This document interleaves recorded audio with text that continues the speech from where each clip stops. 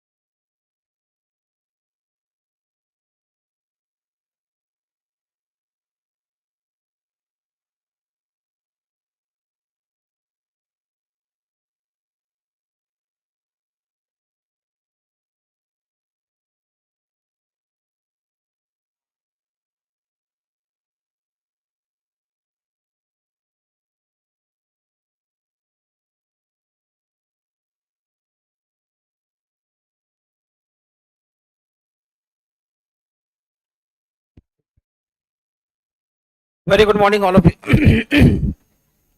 Online वाले student बेटे good morning. आनंद, सुमन, मिहिर, आकांक्षा, रूपा, आयुषी, शानू, आशी, निकिता, विकास, प्राची, कुणाल, नीरज, कुमारी, प्रिया, कौशल, वेदिका, चेतन, प्रशांत, पाटिल, अंश, मिहिर, वीरेंद्र, आनंद, सौरभ, सुनीता, साक्षी, शानू, गुरा गुराक्षी गुराखी, ओके, मुस्कान, रंजीत। इतने सारे नाम मिले, अगली बुक में यही नाम डालूंगा। सुनीता, आदित्य, सुमन, सानिका, शिवास और समस्त भारत परिवार। एकता, वेदिका, आदित्य, श्रेया, विशाल, बाकी सब बेटे अभिषेक वेरी गुड मॉर्निंग। शुरू करें। 2 क्वेश्चन होमवर्क में दिए थे, क्या हाल है, हो गई नींद पूरी? सब बढ़िया एकदम?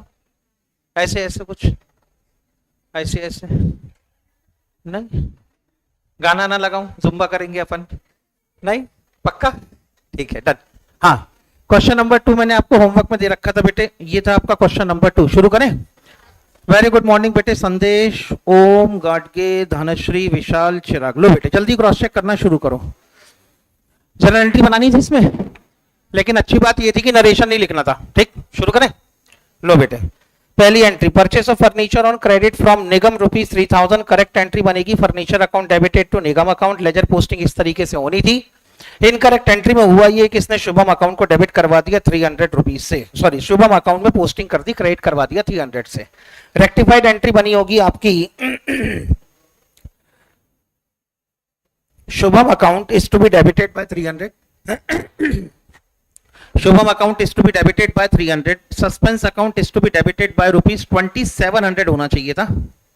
Suspense account is to be debited by 2700, suspense account debited by 2700 and Nigam account. ठीक है, सबकी एंट्री सही बराबर है? Entry confirm? होमवर्क का क्वेश्चन है, क्वेश्चन नंबर 2। हाँ किया है? हाँ तो एंट्री सही है कि नहीं? अरे मैं अपनी एंट्री पूछ रहा हूं, मेरी एंट्री सही है कि नहीं? तुम्हारी तो सही होगी, मैं अपनी एंट्री क्रॉस चेक करवा रहा हूं, सही है कि नहीं है? पक्का सही है? गलत है?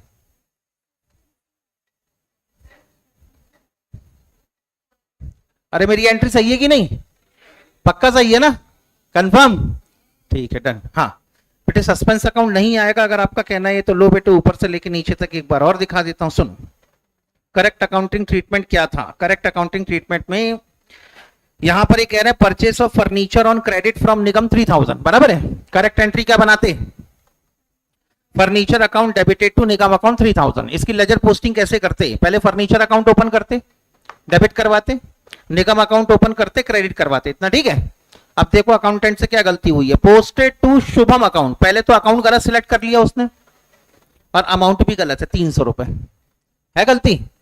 तो अब लेकिन ये नहीं लिखा कि शुभम अकाउंट में किस साइड में पोस्टिंग हुई है, डेबिट साइड में हुई है कि क्रेडिट साइड में हुई है। तो मान के तो यही चलेंगे कि निगम अकाउंट में अगर क्रेडिट होना था तो शुभम अकाउंट में भी क्या हुआ होगा? क्रेडिट ही हुआ होगा, लेकिन 300 रुपीज से, बराबर है? तो अकाउंटेंट ने क्या किया? फर्नीचर अकाउंट को डेबिट करवाया। तो एंट्री में अगर मैं लिखूंगा तो क्या लिखूंगा? Furniture account debit 3000। अकाउंटेंट ने शुभम अकाउंट को 300 से क्रेडिट करवाया। अगर एंट्री के फॉर्म में कन्वर्ट करना हो तो ऐसी कंडीशन में शुभम अकाउंट को क्रेडिट करवाया होगा। ठीक है, अब मैंने कहा बेटे रेक्टिफाइड एंट्री बनाओ, तो जो करेक्ट एंट्री उसको एज इट इज रिकॉर्ड करोगे। ये लो बेटे correct entry as it is record हो गई। जो इनकरेक्ट एंट्री है उसकी रिवर्सल ट्रीटमेंट डालोगे। फर्नीचर अकाउंट डेबिट हुआ था 3000 से, रिवर्सल करोगे तो क्या होगा? फर्नीचर अकाउंट को क्रेडिट करना पड़ेगा 3000 से, कर दिया। उसके बाद उसने शुभम अकाउंट को क्रेडिट किया था, इसको ठीक करना है तो क्या करोगे? डेबिट कराओगे। Shubham account will be debited by ₹300। जो कॉमन फैक्टर है कैंसिल करके बाहर करो। क्या है कॉमन फैक्टर? फर्नीचर अकाउंट का डेबिट फर्नीचर अकाउंट के क्रेडिट से कैंसिल होगा। अभी क्या बच गया तुम्हारे पास? शुभम अकाउंट का डेबिट बच गया, ले आओ बेटे शुभम अकाउंट का डेबिट और निगम अकाउंट का क्रेडिट। शुभम अकाउंट का डेबिट बच गया 300 से, निगम अकाउंट का क्रेडिट बच गया 3000 से। एंट्री टैली हो रही है क्या? जुगाड़ में क्या फिट करना है? Suspense account. सस्पेंस अकाउंट बोलो तो जुगाड़, इतना ठीक है? हाँ तो जुगाड़ लगाओ बेटे। डेबिट में 2700 रुपए कम पड़ रहे हैं तो 2700 रुपए को डेबिट करवा दो। तो फाइनली एंट्री क्या बनी? फाइनली एंट्री बनी Shubham account is to be debited by 300, suspense account will be debited by 2700 and Nigam account will be credited by 3000। ठीक है, किसी को कोई डाउट? अगला transaction, a sales return of 5000 to Jyoti was not entered in the financial account. ठीक है, लो बेटे sales return की एंट्री क्या बननी चाहिए? करेक्ट एंट्री बताओ, जल्दी जल्दी बोलो। Sales return account sir offline वालों को क्या कंफ्यूजन में डालते हैं? स्किल है, अच्छा ठीक है। नहीं बेटे डालना पड़ता है कभी कभी। कुछ लोग क्या होता है ऑफलाइन में मोबाइल पे खेल रहे हैं, खाना खा रहे हैं, नाश्ता कर रहे हैं, ठीक है, कोई पानी पी रहा है, कोई अंगड़ाई ले रहा है, ठीक है, कोई सोया पड़ा है, उठाना पड़ता है। तो ऐसे क्या थोड़ा सा करना पड़ता है ना बीच बीच में, समझा करो आगे चले, ताकि उनको भी लगे कि हमारी जिंदगी नष्ट करने वाला कोई आया है, ये हमारी जिंदगी को ही will make our life a living hell, ऐसा कर लगना पड़ता है। जब तक टीचर के अंदर ये क्वालिटी ना हो कि बच्चे उसके नाम से रोए, तब तक क्या का टीचर वो। समझ में आई कि नहीं बात? ठीक है, आगे चलो बेटे। हाँ लो बेटे, तो करेक्ट एंट्री क्या होनी थी? Sales return account debited by 5000 and Jyoti account is to be credited by rupees 5000। Clear है? अकाउंटेंट ने क्या किया सर? रिकॉर्ड ही नहीं किया, ना तो सेल्स रिटर्न अकाउंट को डेबिट करवाया, ना तो ज्योति अकाउंट को क्रेडिट करवाया। रेक्टिफाइड एंट्री बनाओ। क्या करोगे सर? करेक्ट एंट्री जैसी है वैसी रिकॉर्ड हो जाना चाहिए। इनकरेक्ट ट्रीटमेंट अकाउंटेंट ने कुछ किया ही नहीं है तो ठीक क्या करोगे? इफेक्ट को कैंसिल करने के लिए कुछ है ही नहीं, तो फाइनली यही आपकी रेक्टिफाइड एंट्री हो जाना चाहिए। क्लियर है इतना? लो बेटे, तो रेक्टिफाइड एंट्री होनी चाहिए सेकंड ट्रांजैक्शन की, sales return account debited to Jyoti account. आगे चलूं? Yes sir. अगला transaction, investment were sold for rupees 75,000 at a profit of 15,000 pass through the sales account. लो बेटे, ये है इसका करेक्ट पार्ट। करेक्ट एंट्री क्या होनी चाहिए? इन्वेस्टमेंट बेचा होगा, पैसे मिले होंगे, कैश अकाउंट डेबिट हो जाना चाहिए और इन्वेस्टमेंट अकाउंट क्रेडिट हो जाना चाहिए, और 15,000 का जो प्रॉफिट है वो कहां जाएगा? प्रॉफिट एंड लॉस अकाउंट में। तो करेक्ट एंट्री बन जानी चाहिए थी यहां पर cash account is to be debited, investment account is to be credited by 60,000 होना चाहिए था। सॉरी, कितना होना था? 75,000 है ना ये। तो कैश अकाउंट डेबिट होगा 75,000 से, इन्वेस्टमेंट अकाउंट क्रेडिट होगा 60,000 से, और 15,000 का प्रॉफिट। क्वेश्चन ने साफ कह रखा है 75,000 में आपने इन्वेस्टमेंट बेचे हैं और 15,000 रुपए का क्या है उसके अंदर? प्रॉफिट। तो सीधी सीधी बात है, कॉस्ट कितनी रही होगी उसकी? 60,000 रुपीज की कॉस्ट रही होगी। तो इन्वेस्टमेंट अकाउंट को क्रेडिट कितने से करोगे? 60,000 से। ठीक। प्रॉफिट, अरे यार ये चेयर कौन ने रखी बीच में? प्रॉफिट एंड लॉस अकाउंट को क्रेडिट करोगे कितने से? 15,000 से, और कैश अकाउंट डेबिट होगा 75,000 से। अकाउंटेंट ने क्या किया? पास थ्रू सेल्स अकाउंट, सीधे सीधे इसने कहां रिकॉर्ड कर दिया? इसको सेल्स के नाम पे रिकॉर्ड कर दिया। एंट्री क्या बना दिया अकाउंटेंट ने? कैश अकाउंट को डेबिट करवाया कितने से? 75,000 से, और सीधे सीधे सेल्स अकाउंट को क्रेडिट करवा दिया उसने कितने से? 75,000 से। इतना क्लियर है? रेक्टिफाई करो, क्या करोगे? करेक्ट एंट्री को तो एज इट इज रिकॉर्ड कर दो सर। मैंने कहा ठीक है, ये लो भाई, कैश अकाउंट डेबिट कितने से हो जाना चाहिए? 75,000। इन्वेस्टमेंट अकाउंट क्रेडिट हो जाना चाहिए कितने से? 60,000। Profit and loss account credited by 15,000। Accountant ने जो कर रखा है उन सबके पाप को कैंसिल करो। पाप को कैंसिल करने के लिए क्या करना? रिवर्सल एंट्री बनाओ। कैश अकाउंट को क्या करवाया था? डेबिट। यहां पे क्या करवाने का? क्रेडिट। हो गया क्रेडिट। कितने रुपए से? 75,000 से। उसके बाद सेल्स अकाउंट ने क्या करवाया था? क्रेडिट। इसका इफेक्ट कैंसिल करो, क्या करोगे? डेबिट करवा दो बेटे। डेबिट, सेल्स अकाउंट को तुमने डेबिट करवा दिया। ये लो बेटे, ये भी डेबिट हो गया कितने से? 75,000 से। कोई कॉमन फैक्टर है? कैश। कैंसिल करो। कैश अकाउंट का डेबिट और कैश अकाउंट का क्रेडिट एक दूसरे से कैंसिल हो जाएगा। अब क्या बच गया बेटे बताओ? Sales account debited by 75,000 and investment account credited by 60,000, profit and loss account credited by 15,000। देखो बेटे, बोलोगे नहीं तो सीखोगे नहीं, ईमानदारी की बात तो ये है, ठीक है ना? और कभी भी याद रखना बेटे, इंस्टीट्यूट वाले जो सिखाना चाहते हैं वो तो तुमको सिखाई देंगे। इंस्टीट्यूट वालों का सीधा सीधा हिसाब किताब है, आइदर माय वे और हाईवे। या तो मेरे रास्ते पे चल लो और नहीं तो कोई दूसरा रास्ता पकड़ लो। और अगर आप ठीक तरीके से ट्रांजैक्शन बोल नहीं सकते तो लिखने का तो भूल ही जाओ। बचपन में क्या सिखाया था? सीधे सेंटेंस सिखाया था कि एबीसीडी सिखाई थी? पहले एबीसीडी सिखाई थी ना। अब बोल बोल के सिखाई थी कि मैडम ने कहा बेटा मैं बोलती हूँ तुम मन में सोचो। हाँ please please please please. CA foundation ही है ना? हाँ हाँ हाँ, फिर ठीक है। ये तो पता लगा कोई और पढ़ना है, अपन ने जबरदस्ती अपनी क्लास में बिठा लिया। सोच ही रहा है मेरे सिलेबस में तो है ही नहीं यार ये, मैं क्या पढ़ रहा हूँ ये। हाँ, तो ऐसी कंडीशन है बेटे, इसलिए अगर बिना एबीसीडी अगर एबीसीडी बोलोगे नहीं तो सेंटेंस स्ट्रक्चर फॉर्मिंग नहीं हो सकती, ये मैटर है। लो बेटे, तो फाइनली तुम्हारी एंट्री होनी चाहिए, sales account is to be debited by 75,000, investment account credited by rupees 16,000 and profit and loss account will be credited by rupees 15,000। Aditya, बाकी सबकी एंट्री एकदम सही। अगला transaction, an amount of 10,000 withdrawn by proprietor Darshan for his personal use. Correct entry, जल्दी जल्दी बोलो यार, अबे रिवीजन ये। ड्रॉइंग्स अकाउंट इज, फिर वो बिना अमाउंट की एंट्री, बिना पैसे की एंट्री कैसे बनेगी इधर? अरे यार सुनो, अकाउंट की डेफिनेशन याद है? अरे अकाउंटिंग की डेफिनेशन याद है कि नहीं? 11th क्लास में सबसे पहले पढ़ाया गया था। अकाउंटिंग इज एन आर्ट, याद आया कुछ? क्या था उसके आगे? Accounting is an art of identifying. किधर गया रे बेटा? Accounting is an art of identifying, recording, classifying and summarization of all transaction and events which are of financial nature which are of financial nature and of monetary value, याद आया? उसके आगे dash dash dash dash dash, अभी यहीं तक तुम्हारे काम का है, ठीक है? तो उन्होंने पहले कह दिया अकाउंटिंग इज एन आर्ट, फिर बच्चे सोचते अच्छा हम आर्टिस्ट हैं, आज हम गाना गाएंगे। टीचर ने कहा अबे नालायक गाना नहीं गाना, अच्छा ठीक है हम ड्राइंग करेंगे। सर हम नाच के तो पक्का दिखाएंगे, अबे वो वाला आर्ट नहीं है। तो हमने को पता कौन सा आर्ट है? आइडेंटिफाइंग, पहचानना। मैंने कहा क्या पहचानना है सर, तुम अकाउंट के टीचर, हम अकाउंट के स्टूडेंट, काम खत्म। अबे ऐसा नहीं पहचानना है। उन्होंने कहा कौन सी बिजनेस एक्टिविटी ट्रांजेक्शन्स हैं, कौन सी बिजनेस एक्टिविटी इवेंट है, ये पहचानना है। और जो ट्रांजेक्शन और इवेंट्स हैं वो फाइनेंशियल नेचर के हैं कि नहीं है, ये पहचानना है।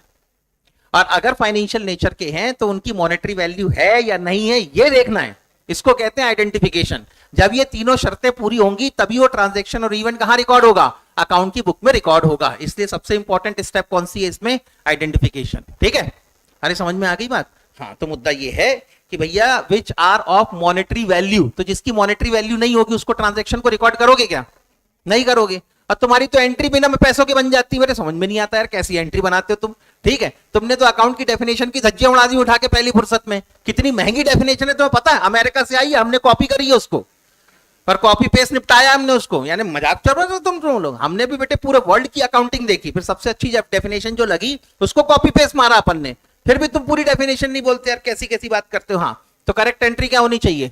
Drawings account debited to cash account. The drawings account is to be debited by 10,000 and cash account is to be credited by 10,000. Accountant ने क्या गलती करी है जल्दी बताओ? Has been debited to trade expense account. यानी कुल मिला के गलती लेजर पोस्टिंग किस समय हुई है? करेक्ट लेजर पोस्टिंग होनी थी ड्रॉइंग्स अकाउंट को डेबिट कराओ और कैश अकाउंट को क्रेडिट कराओ। इतना ठीक है? इसने बेटे ड्रॉइंग्स अकाउंट को डेबिट कराने की बजाय भलते ही नया अकाउंट खोल दिया। कौन सा? Trade expense. और ट्रेड एक्सपेंस के अंदर डेबिट करा दिया। तो अकाउंटेंट ने क्या किया सर? ट्रेड एक्सपेंस अकाउंट को क्या करवाया? डेबिट। और कैश अकाउंट को क्या करवाया? क्रेडिट। इसको एंट्री के फॉर्म में कन्वर्ट करो तो क्या होगा? कैश अकाउंट को क्रेडिट करवाया और साथ में ट्रेड एक्सपेंस अकाउंट को इसने डेबिट करवाया। इतना ठीक? अब क्या बनानी है? Rectified entry. क्या करोगे? करेक्ट एंट्री को एज इट इज रिकॉर्ड कर दो। कर दिया। इसके बाद क्या करना है? Reversal entry. Trade expense account को क्या किया था? डेबिट। हमने क्या करना? क्रेडिट। करवा दिया क्रेडिट। और क्या करना है? कैश अकाउंट को क्या किया था? क्रेडिट। क्या करना है? डेबिट। करवा दिया बेटे डेबिट। अब बेटे कोई कॉमन फैक्टर हो तो कैंसिल करो। है कोई कॉमन फैक्टर? कैश अकाउंट का डेबिट और कैश अकाउंट का क्रेडिट एक दूसरे से कैंसिल। क्या बच गया? Drawings account debited to trade expense account. बच गया ना? इतना क्लियर है? पक्का? डन। ये था तुम्हारा क्वेश्चन नंबर 2 होमवर्क का। आगे चलूं? चलो आ जाओ बेटे। इसके बाद अगला क्वेश्चन होमवर्क में था question number 3। Give journal entry with narration. लो बेटे, सर ऐसा क्यों लिखा? क्योंकि बेटे मई 2018 में जो क्वेश्चन नंबर 2 सॉल्व किया ना आपने, वो आया था मई 2018 में और उसमें लिखा हुआ था विदाउट नरेशन। तो इंस्टीट्यूट को नवंबर 2018 में डर लगा कि कई बच्चे इस बार बिना नरेशन की एंट्री ना बना दे, इसलिए स्पेसिफिकली लिख दिया उन्होंने। क्या? With narration. आगे चलूं? सर अभी लिखा हुआ आएगा क्या? बिल्कुल लिखा हुआ नहीं आएगा ऐसा कुछ, विथ नरेशन की विदाउट नरेशन। हमको लिखना है क्या? कंपल्सरीली लिखना है। इतना ठीक है? हाँ, अगर कुछ ना समझ में आए तो जो क्वेश्चन है उसी को छाप देना, उसी के आगे कॉमा लगा के लिख देना नाउ रेक्टिफाइड। बस इतना भी लिख दोगे तो भी काम चल जाएगा। ठीक है? जो क्वेश्चन में लिखा है बिल्कुल डिक्टो वैसी छापो। दिमाग पे जोर नहीं डालना, दिमाग सोचने में खर्चा नहीं करना टाइम। ठीक है? जैसा क्वेश्चन है वैसी चिपका दो उसको उठा के। वर्ड टू वर्ड भी चिपकाओगे तो भी चलेगा, बस उसके आगे एक वर्ड लगा देना। कौन सा? Now rectified. कहानी खत्म। ठीक है? लो बेटे, ये तो तुम्हारा क्वेश्चन नंबर 3। अरे जल्दी खोलो मामू, इतना टाइम नहीं है। आगे चले? मिल गया सबको? लो बेटे, आंसर नंबर 3 के लिए आपने यहां पर भी एंट्री बनाई होगी। Question transaction number 1, an amount of ₹4,500 received on account of interest was credited to commission account. ये था बेटे correct part of the sentence. 2,500 नहीं 4,500 इंटरेस्ट के रिसीव हुए। करेक्ट एंट्री बताओ। बराबर। बैंक अकाउंट लिख दूं मैं, चलेगा? सर ऐसा क्यों? कैश अकाउंट क्यों नहीं? बैंक अकाउंट क्यों? इंटरेस्ट किससे मिला होगा बॉस? बैंक वालों से, या तो किसी कंपनी के डिबेंचर खरीदे होंगे तो कंपनी वालों से। अब बैंक वाले और कंपनी वाले तुम्हारे घर में आके कैश तो देंगे नहीं तुमको, वो तो तुम्हारे अकाउंट में डिपॉजिट करेंगे ना।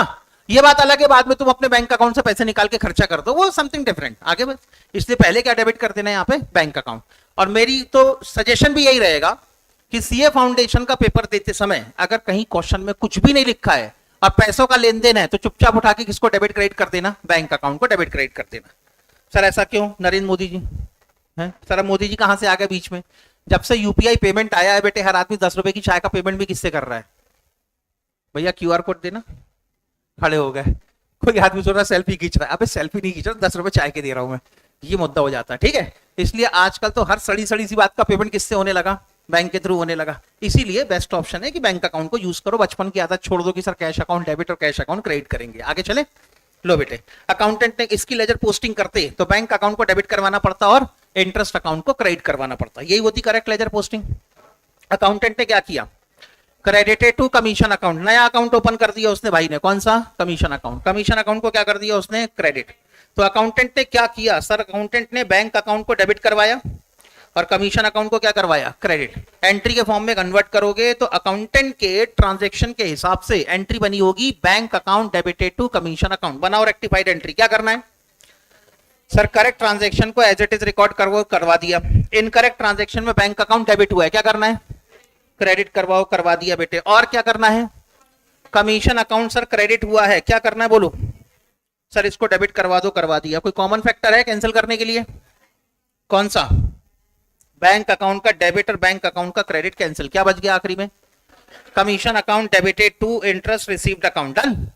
तो पहली रेक्टिफाइड एंट्री होनी थी आपकी, commission account is to be debited by 4500 and interest received account is to be credited by 4500। Clear है इतना, आगे चलूं, ठीक है चलो आगे चलते हैं। अगला transaction, a sale of rupees 2000 sir, हाँ, a sale of rupees 2760 was posted from sales book to the debit of messrs Saubhag traders as rupees 2670। आगे चले, पक्का। करेक्ट एंट्री क्या बननी थी, हाँ, मेसर्स, जो भी सोल प्रोप्राइटरशिप फॉर्म होती है ना वो अपने नाम के आगे मेसर्स लगा देती है। सोल प्रोप्राइटरशिप या पार्टनरशिप जो फॉर्म होती है ना, वो लोग अपने नाम के आगे लिखते हैं मेसर्स, MESSERS, मेसर्स। इसका शॉर्ट फॉर्म होता है M/S, ऐसा होता है, ठीक है। हालांकि अब ये कन्वेंशन या ये ट्रेडिशन खत्म हो गया है, लेकिन पुराने जमाने में चला करता था, ठीक है। अब जो सोल प्रोप्राइटर है वो लिख दिया करते थे मेसर्स नवनीत अग्रवाल, पता चलता था कौन सी फॉर्म है, सोल प्रोप्राइटर। और जो पार्टनरशिप फॉर्म होती थी वो लिख देती थी messrs Navneet Agarwal and company, जहां पे एंड कंपनी और लिख दिया मेसर्स के साथ में, तो समझ जाओ ये कौन सी फॉर्म है, पार्टनरशिप फॉर्म है। कोई प्राइवेट लिमिटेड कंपनी, तब तो अपने नाम के आगे प्राइवेट लिमिटेड लिख ही देते थे। Public limited company private word नहीं लगाती, सीधे क्या लिख देती है, लिमिटेड लिख देती है। और अगर मान लो कोई एनपीओ है, सोशल सर्विस वाली कोई कंपनी, तो वो अपने आगे नाम के आगे क्या लिख देते थे, ऑर्गेनाइजेशन, इस तरीके से कुछ लिख देते थे। तो ये इंडिकेशन होते थे, आज की डेट में सब खत्म हो गया ये। आगे चले, तो लो बेटे, करेक्ट एंट्री क्या बननी थी, करेक्ट एंट्री बननी थी messrs Saubhag traders account debited to sales account.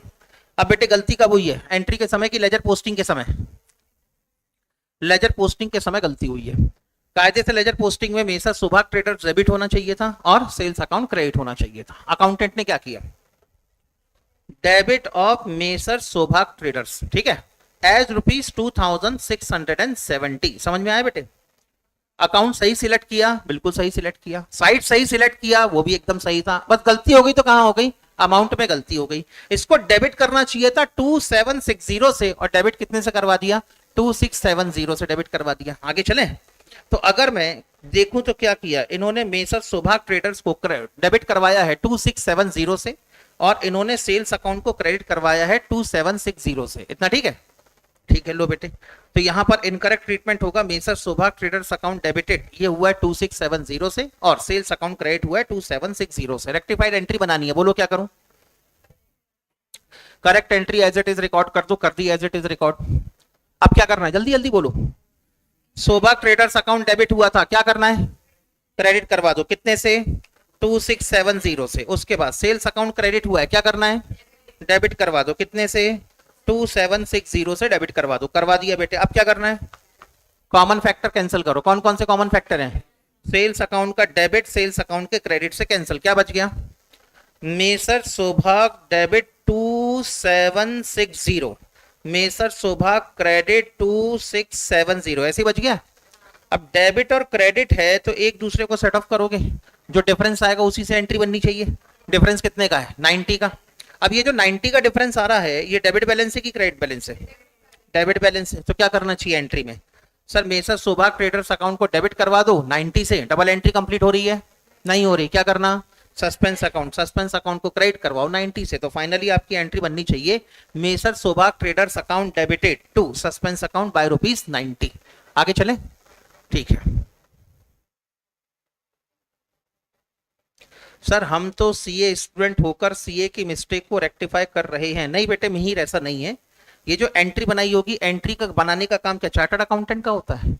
सोच के देखो बेटे, तुम 3 साल बाद तुम्हें अपनी सीए की डिग्री मिल गई, ठीक है, तुम नौकरी मांगने जाते हो, एचडीएफसी बैंक वालों ने तुमको नौकरी पे भी रख लिया। मालूम है मिनिमम पोस्ट कौन सी मिलेगी तुमको? गिरी सी गिरी पोस्ट भी कौन सी मिलेगी? अगर तुम एक नंबर के विट्ठल गंवार टाइप के नालायक किस्म के भी आदमी होगे, जिसने 10 बार अटेम्प्ट लगा लगा के भी फेल हो के भी पास किया होगा, तब भी तुमको कम से कम असिस्टेंट मैनेजर की पोस्ट मिलेगी वहां पे फाइनेंस में। और तुम्हारी मिनिमम सैलरी मालूम है कितनी होगी? कितना भी नष्ट आदमी क्यों ना हो, कम से कम उसको सैलरी मिलेगी बेटे 80-90 हजार रुपए per month, minimum. Minimum side की बात कर रहा हूं। हाँ, अगर तुम्हारा ट्रैक रिकॉर्ड बहुत तगड़ा है और तुम्हारे पीछे कोई अच्छा जैक है और ऐसा है कि तुम्हारी रिकमेंडेशन देने वाला कोई है, तो ऐसी कंडीशन है तब तो बेटे देयर इज नो लिमिट, ऐसा मुद्दा हो जाता है। लेकिन कम से कम 70-80-90 हजार रुपए की सैलरी तुमको मिलेगी। अब तुमसे एचडीएफसी बैंक वाले क्या बोलेंगे? एंट्री करो बैठ के। अरे बोलो ना, तुम्हें 90 हजार रुपए की तनख्वाह क्या एंट्री करने के लिए दी जाएगी? लेजर पोस्टिंग करने के लिए 90 हजार रुपए देंगे महीने के? तुम्हें लग रहा है उनके पास फालतू के पैसे पड़े हुए हैं कि 90 हजार रुपए दे के एक चार्टर्ड अकाउंटेंट को अपॉइंट करो और उससे हम एंट्री कराएंगे और लेजर पोस्टिंग कराएंगे? ऐसा तो होने वाला नहीं है। तो बेटे तुम जो गलती ठीक कर रहे हो ना मिहिर, तुम एज अ चार्टर्ड अकाउंटेंट जो अकाउंटेंट अपॉइंट कर रखा है 20 हजार रुपए महीने का, जो एंट्री और लेजर पोस्टिंग करता है, उसकी गलतियां ठीक कर रहे हो तुम। समझ में आ गई बात? नालायक को कह रहा सीए के सीए की गलती ठीक कर रहा है। अबे सीए नहीं कर रहा है ये सब एंट्री, ठीक है। हाँ आगे चलो।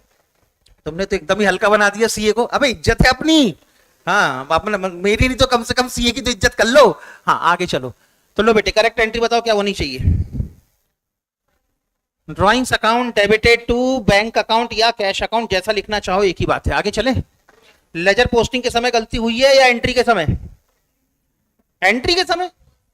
अभी क्या लिखा है देखो, प्रोप्राइटर डेबिटेड टू, डेबिटेड का मतलब कहां? लेजर पोस्टिंग के समय गलती हुई है, ठीक है ना। अगर क्वेश्चन में लिखा हुआ हो रॉन्ग पोस्टिंग, या क्वेश्चन में लिखा हो डेबिटेड टू, या क्वेश्चन में लिखा हो क्रेडिटेड टू, या क्वेश्चन में लिखा हो posted in the account of, तो जहां पे भी account word, debited word, credited word ऐसा लिखा रहा तो समझ जाओ किसमें गलती हुई है? लेजर पोस्टिंग के समय, ठीक है ना। और जहां पे वर्ड लिखा रहा रिकॉर्डेड, जहां पे वर्ड लिखा रहा सब्सिडरी बुक, जहां पे वर्ड लिखा रहा सेल्स बुक, परचेज बुक, तो इन सब में क्या होती है? रिकॉर्डिंग होती है, ठीक है ना।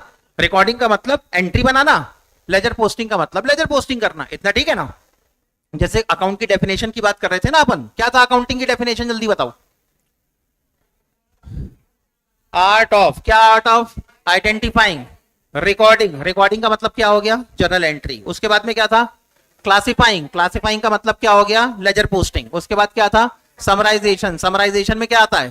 3 चीजें, trial balance, profit and loss account और बैलेंस शीट। तीनों किसका पार्ट है? समराइजेशन का पार्ट है, क्योंकि तीनों में समरी दिखती है।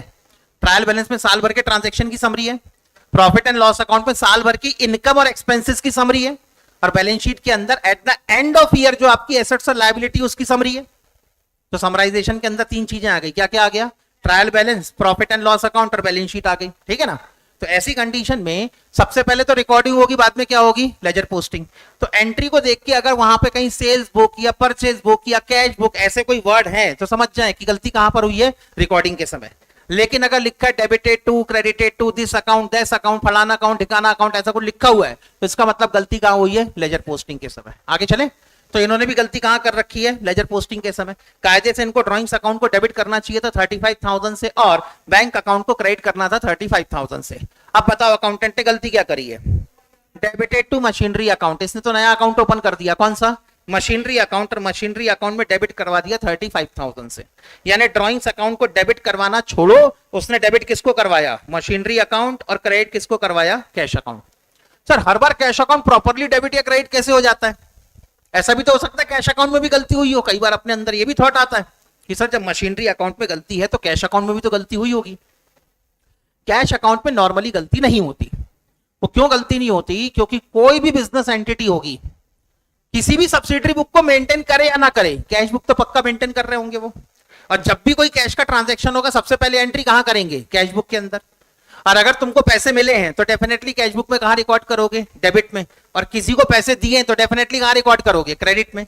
तो नॉर्मली क्योंकि सामने वाला कैश बुक मेंटेन कर रहा है, तो कैश का ट्रांजैक्शन जब तक ना बोले स्पेसिफिकली, तब तक क्या मान के चलते हैं हम? करेक्टली पोस्टेड है किसमें? कैश बुक के अंदर। इसलिए कैश अकाउंट तो प्रॉपर्ली क्रेडिट हुआ होगा, ड्रॉइंग्स अकाउंट को डेबिट करने की बजाय क्या डेबिट हो गया इनका? Machinery account. अब अगर मैं इसको एंट्री के फॉर्म में कन्वर्ट करूं तो इसके हिसाब से मशीनरी अकाउंट डेबिट हुआ है 35,000 से और कैश अकाउंट क्रेडिट हुआ है कितने से? 35,000 से। इतना ठीक है? पक्का?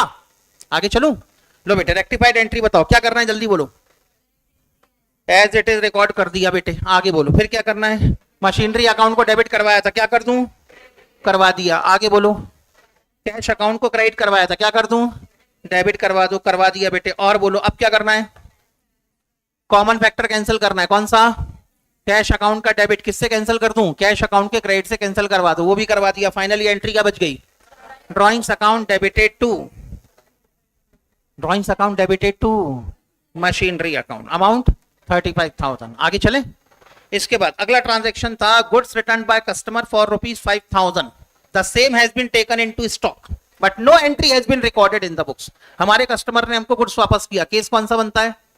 Sales return. करेक्ट एंट्री बताओ।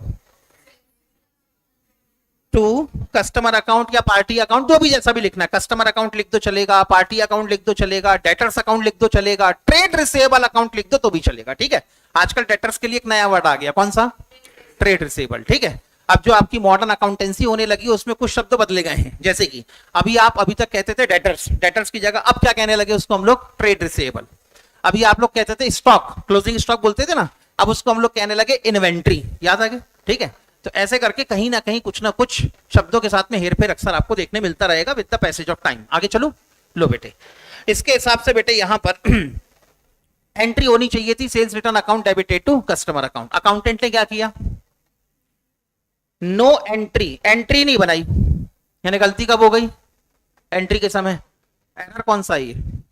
Error of principle, error of omission या error of commission? Complete omission की partial omission? Complete omission. Accounts की बुक में पूरी तरह से गायब है ये, तो ये क्या है? Complete omission. लो बेटे ना तो उसने सेल्स रिटर्न अकाउंट को डेबिट किया ना तो कस्टमर अकाउंट को क्रेडिट किया, बराबर है? रेक्टिफाइड एंट्री बनाओ, क्या करना है? सर जो करेक्ट एंट्री थी उसको एज इट इज रिकॉर्ड करवा दो, करवा दिया। और क्या करना है? सर बस कहानी खत्म, अकाउंटेंट ने कुछ किया ही नहीं है तो अब इफेक्ट कैंसिल करने की जरूरत भी नहीं है। आगे चलो। अरे चलूं क्या आगे? अरे एक मिनट रुक जाओ।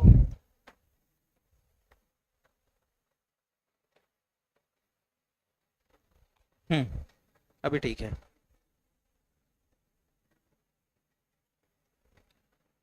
इसके बाद एक कदम और आगे चलो बेटे, ये था आपका थर्ड ट्रांजैक्शन ड्राइंग्स अकाउंट। इसी का रेक्टिफाइड एंट्री होनी थी ड्राइंग्स अकाउंट डेबिटेड, नहीं ड्राइंग्स अकाउंट, ये तो sales return account debited to customer account by ₹5,000। आगे चले। नेक्स्ट ट्रांजैक्शन था आपके होमवर्क। अच्छा ये तो आपका होमवर्क था, निपट गया सारा होमवर्क। आगे आ जाऊं अब आ जाओ बेटे क्वेश्चन नंबर 4 पे, चालू करें। ये है बेटे आपका क्वेश्चन नंबर 4, आज के लिए कुछ नया। Correct the following error. पहले लिख दिया without opening a suspense account, बिना सस्पेंस अकाउंट ओपन किया आपको एरर रेक्टिफाइड करना है। स्टेज 1, 2 या 3? स्टेज 1। फिर लिख दिया with opening suspense account, stage 1, 2 या 3? स्टेज 2। यानी कह रहे हैं कि अगर स्टेज 1 में ही एरर लोकेट हो जाए तो स्टेज 1 में रेक्टिफाइड एंट्री कैसे बननी चाहिए, या अगर स्टेज 2 में एरर की लोकेशन होती है, आइडेंटिफिकेशन होती है, तो स्टेज 2 में एरर की रेक्टिफिकेशन कैसे होनी चाहिए। इतना ठीक है? तो बेटे मैंने क्या समझाना है? स्टेज 1। स्टेज 2 को क्या करोगे तुम? होमवर्क में लेके जाओगे, क्योंकि स्टेज 2 तो बनने लगा ना तुमसे। हाँ डिस्कस कर लूंगा मैं, लेकिन पेपर पे छापने वाला काम आराम से बैठ के करना। आगे चलूं? क्या करोगे बेटे? तुम्हारी क्लास कितने बजे खत्म होती है? तुम्हें यही नहीं पता तुम्हारी क्लास कितने बजे खत्म होती है? सारी क्लासेस कितने बजे खत्म होती है? 3:30 बजे तुम निपट जाते हो, मतलब फुर्सत हो जाते हो। ठीक है? ऐसा वाला निपट नहीं जाते हो, फुर्सत हो जाते हो। ठीक है? हाँ 3:30 बजे क्या करोगे? यहाँ से घर जाओगे, लगभग आधे घंटे घर पहुंचने में लगेंगे। 4 बज गए। 4 बजे जाते ही सबसे पहले अपना बैग फेंकोगे तुम घर में, मम्मा भूख लगी है, सर लोगों ने पूरा खून चूस लिया, जल्दी दो। ठीक है? खाना ना खाओगे, 5 बज गए। 5 बजे के बाद क्या करोगे ये बताओ? पढ़ाई करोगे, बराबर है कि नहीं? अब पढ़ाई करोगे तो क्या पढ़ोगे? अकाउंट ही पढ़ोगे, है कि नहीं? पहला तो धर्म किसका? अकाउंट का। बाकी उसके बाद जो नंबर लगेगा दूसरा नंबर लगेगा। ठीक है? तो अकाउंट का जब तुमको होमवर्क करनी है तो कुछ ना कुछ तो लेके जाना पड़ेगा कि नहीं? हाँ तो बेटे पार्ट नंबर 1 मेरे हिस्से में आया, पार्ट नंबर 2 तुम्हारे हिस्से में आया। इतना ठीक है? क्या चालू करना है? पीछे का फैन, तो पीछे के वो पीछे के फैन का कहीं और बटन, तो तुम सारे बटन चालू कर दो ना। कौन से अपने घर की बिजली जा रही है? आवाज करता है? अच्छा कौन सा वाला फैन? नहीं बताओ ना बेटे, कौन सा वाला फैन? वो वाला फैन आवाज करता है? ठीक है ओके। नहीं मतलब बदलना पड़ेगा ना उसको, मतलब ठीक करना पड़ेगा, कल को ज्यादा खराब हो जाएगा तो क्या मतलब, अभी ठीक हो सकता है, रिपेयरेबल है, थोड़े दिन बाद क्या होगा, रिपेयरेबल भी नहीं रहेगा वो। आगे चलें। लो बेटे ये हैं आपके सारे transactions. The sales book has been total rupees 2100 short, goods worth rupees 1800 return by Gaurav and company have not been recorded anywhere, goods purchase 2250 has been posted to the debit of supplier Sen brothers, furniture purchased from Mary Associate, discount received, discount allowed, cash book और the accountant of Radhe Mohan have correctly posted। ये सारे आपके कुल मिला के 1 2 3 4 5 6 गलतियां हमें पता चली हैं। शुरू करें। सर इसमें काम करने का तरीका कैसा होगा, इसमें काम करने का तरीका बिल्कुल वैसा ही होगा जैसे हमने पहले काम किया था, ठीक है ना। हमेशा याद रखो, अगर आप कोई चैप्टर पढ़ रहे हैं तो उसके लिए 10 मेथड मत लगाओ, 10 जुगाड़ मत लगाओ, 10 शॉर्टकट मत लगाओ, अपनी एक बेसिक मेथड एक जैसी रखो, और आखिरी में अगर कहीं कोई जुगाड़ फिट करना है तो जुगाड़ फिट कर दो, ठीक। इतना ही काम करना पड़ता है और कुछ नहीं, ठीक। अभी कोई लिखना मत, पहले समझ लो क्या हो रहा है, उसके बाद जैसा जैसा बोलूंगा वैसा वैसा लिखते जाना। आगे चलें। सर इस क्वेश्चन को सॉल्व करने के लिए क्या एंट्री का फॉर्मेट बना लेना चाहिए? बिल्कुल भी नहीं। इस ऐसे क्वेश्चन को यहां पर मैंने पहले भी समझाया था, अभी कोई ये जो मैं समझा रहा हूं ना इसको ही मत लिखना अभी, ठीक है। इसको लिखना सबसे आखिरी में जब मैं बताऊंगा तब। मैंने पहले भी कहा था बेटे एरर की रेक्टिफिकेशन 3 अलग अलग स्टेजेस में हो सकती है। कब कब? Before preparing trial balance, second stage after preparing trial balance, before preparing profit and loss account, third stage after preparing profit and loss account. मतलब बात कहां चली गई? अगले साल पे चली गई। इतना ठीक है ना? ठीक है। स्टेप नंबर 1 इस साल में ट्रायल बैलेंस बनने के पहले, स्टेप नंबर 2 ये स्टेज 2 कौन सी? इस साल में ट्रायल बैलेंस बनने के बाद लेकिन इस साल का प्रॉफिट एंड लॉस अकाउंट बनने के पहले, और स्टेज नंबर 3 अगले साल पे बात चली गई, इस साल का प्रॉफिट एंड लॉस अकाउंट बन गया। आगे चलें। अब इसमें एरर की रेक्टिफिकेशन होनी कैसी चाहिए? मैंने पहले भी कहा था अगर क्वेश्चन के अंदर कुछ ना लिखा हो तो आप मान ले अपने एरर की रेक्टिफिकेशन कब कर रहे हैं? स्टेज 2 में कर रहे हैं। क्वेश्चन नंबर 1 2 और 3 इसी अजम्पशन पे सॉल्व किया। क्वेश्चन नंबर 1 2 और 3 के अंदर तो कुछ भी नहीं लिखा हुआ था, हमने फिर भी मान लिया कि एरर की रेक्टिफिकेशन कब हो रही है? ट्रायल बैलेंस बनाने के बाद लेकिन प्रॉफिट एंड लॉस अकाउंट बनाने के पहले। यहां पर मैंने कहा बेटे अगर इस स्टेज में आप अपने एरर की रेक्टिफिकेशन करते हैं तो डबल एंट्री का कंप्लीट होना कंपलसरी है। अगर रेक्टिफिकेशन एंट्री में ऑटोमेटिकली डबल एंट्री बन जाए तब तो कोई दिक्कत नहीं है, और अगर ऑटोमेटिकली डबल एंट्री कंप्लीट ना हो तो किसको यूज कर लेना? सस्पेंस अकाउंट को जुगाड़ के नाम पे यूज कर लेना। यही बात हुई थी हमारी। लेकिन अब बात आती है कब की? विदाउट ओपनिंग सस्पेंस अकाउंट का मतलब है कि आप अपने एरर की रेक्टिफिकेशन कब कर रहे हैं? स्टेज 1 में कर रहे हैं। इतना ठीक है। अब स्टेज 1 में कर रहे हैं तो सर यहां क्या करना है? भाई स्टेज 1 में करना है तो पहली बात डबल एंट्री का कंप्लीट होना यहां पे कंपलसरी नहीं है, ठीक। और स्टेज 1 में धोखे से भी सस्पेंस अकाउंट को यूज मत कर लेना। इतना ठीक है। Never use suspense account if you are rectifying error before preparing trial balance. याद रहेगी बात, ठीक। सर लिख लें इसको? नहीं, अब ये थर्ड पार्ट बाकी है, जब थर्ड पार्ट और कंप्लीट हो जाए तब लिख लेना आराम से। आगे चलो, पक्का? चलो फिर आगे। तो बेटे point number 1 without opening suspense account. Sir entry का फॉर्मेट बनाना है? बिल्कुल भी नहीं बनाना है एंट्री का फॉर्मेट यहां पर। आगे चलते हैं। सबसे पहला ट्रांजेक्शन जैसे तुम अभी तक काम करते थे वैसे ही काम करना, कुछ भी नया नहीं करना। मैं पहले बता दूं आपको, आप अगर ये बोलें कि कुछ नया करने वाले हैं तो कुछ भी नया नहीं करना।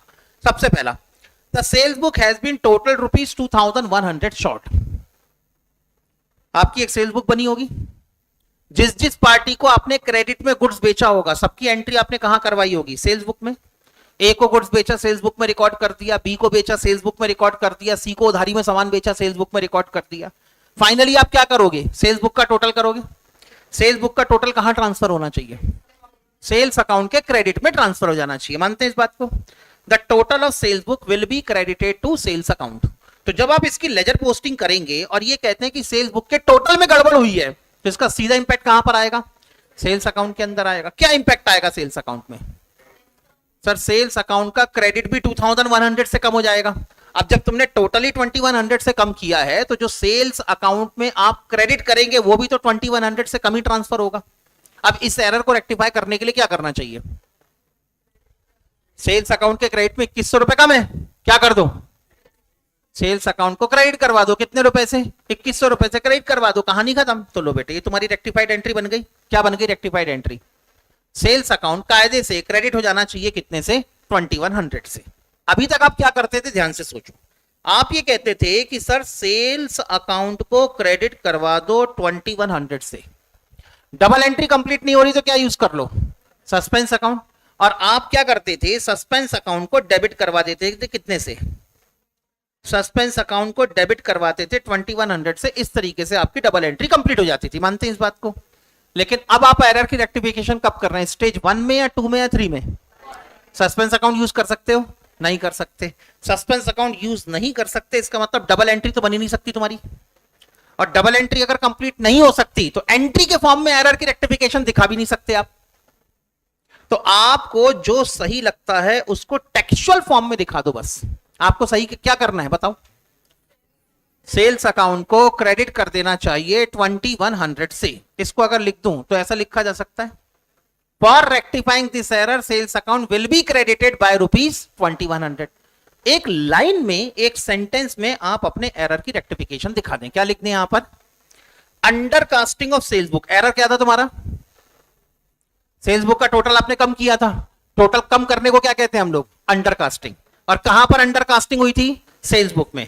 तो under casting of sales book, इतने से आपने क्या बता दिया, एरर बता दिया। इसको क्या करना है, under casting of sales book by ₹2100, ये बता दिया आपने एरर। अब ये बताओ कि इस एरर को कैसे ठीक करोगे। तो तुम्हारे हिसाब से क्या करना चाहिए, सेल्स अकाउंट को क्रेडिट करना चाहिए 2100 से। तो लिख दो बेटे विल बी रेक्टिफाइड, यानी इसकी रेक्टिफिकेशन कैसे होगी। तो अब बताओ बेटे तरीका, by crediting sales account by ₹2100। अभी बेटे खत्म नहीं हुई ये बात, पहले समझ लो, क्योंकि सेंटेंस की फ्रेमिंग अपने आप में बड़ी इंपॉर्टेंट है। मैं बार बार कह रहा हूं बेटे, इंस्टीट्यूट को कुछ नहीं चाहिए कि तुम 2 कॉपी भरो, 4 कॉपी भरो, 6 कॉपी भरो, कुछ नहीं चाहिए। उनका कहना यह कि जितनी बात हमने तुमसे पूछी है उतनी बात का पॉइंट टू पॉइंट आंसर दो बस। फालतू की रामायण मत सुनाओ, ना तुम्हारे पास रामायण सुनाने की फुर्सत है और ना उनके पास में सुनने की फुर्सत है। और जिसने ज्यादा लब्बाजी करी, कॉपी चेक करने वाला वैसी मार्क्स काट देता है वहां पर ना। ये इंस्टीट्यूट की हिस्ट्री में हुआ है। मैं जब दिल्ली में पढ़ाता था तो अक्सर ऐसे टीचर से मिलना होता था, बड़े सीनियर टीचर से मिलना होता था, जो पढ़ाते तो नहीं थे लेकिन बहुत बड़े बड़े ऑथर थे। और इनके पास इंस्टीट्यूट की कॉपी आती थी चेक होने के लिए। और कई टीचर से तो ऐसे ऐसे मिला हूं जिनकी एज 75, 80, 85 साल हो चुकी होती थी, और उनके पास स्पेशल क्वेश्चन के आंसर आते थे। और इंस्टीट्यूट कैसे आंसर कैसे भेजता था पता उनको ये भेजता था कि सर हमारा ये क्वेश्चन था, हमारे हिसाब से इसका आंसर ये होना चाहिए, बच्चे ने इसका आंसर ये लिखा है। अब बच्चे के आंसर के हिसाब से आंसर तो बराबर मैच हो रहा है, लेकिन इसने जो मेथड यूज करी है, क्या ये मेथड एक्सेप्टेबल है या नहीं है। ऐसे ऐसे जब बड़े पेचीदा मामले आते थे तब ऐसे टीचर्स के पास में जाते थे, और उन टीचर से मैंने बहुत कुछ सीखा है। तो वो टीचर हमेशा ये बोलते थे कि नवनीत पढ़ाते समय, सीए वाले बच्चों को पढ़ाते समय, सीए हो, सीएस हो या सीएमए हो, 3 ही स्टूडेंट के, मैंने कहा बच्चे सबसे ज्यादा गलती क्या करते होंगे आपके हिसाब से। तो बोले बच्चे सबसे ज्यादा गलती ये करते हैं कि जैसे वो 11th 12th और बीकॉम में पेपर लिखते हैं ना, वैसे ही पेपर वो सीए के अंदर लिखना चालू कर देते हैं। सबसे बड़ी गलती है बच्चों की, बेकार की रामायण सुनाते हैं। हमको सुनना ही नहीं है तुम्हारी रामायण। हमने पूछा ना कि भैया बताओ इसके एडवांटेज कितने हैं, 5 नंबर का क्वेश्चन है ना, 4 नंबर का क्वेश्चन है ना, 5 एडवांटेज लिखो, काम खत्म। एडवांटेज में एक बुलेट पॉइंट होना चाहिए और 2 लाइन में उसका एक्सप्लेनेशन होना चाहिए, बस, इससे ज्यादा नहीं चाहिए उनको। अब तुम दे बिल्कुल पन्ने भर रहे हो, दे कॉपियां भर रहे हो कि इंस्टीट्यूट वाले किलो से तौलेंगे और तुमको पास करेंगे, ऐसा यूनिवर्सिटीज में होता है बॉस, सीए के अंदर नहीं होता। ठीक, इसीलिए सेंटेंस की फ्रेमिंग बड़ी प्रिसाइज होनी चाहिए यहां।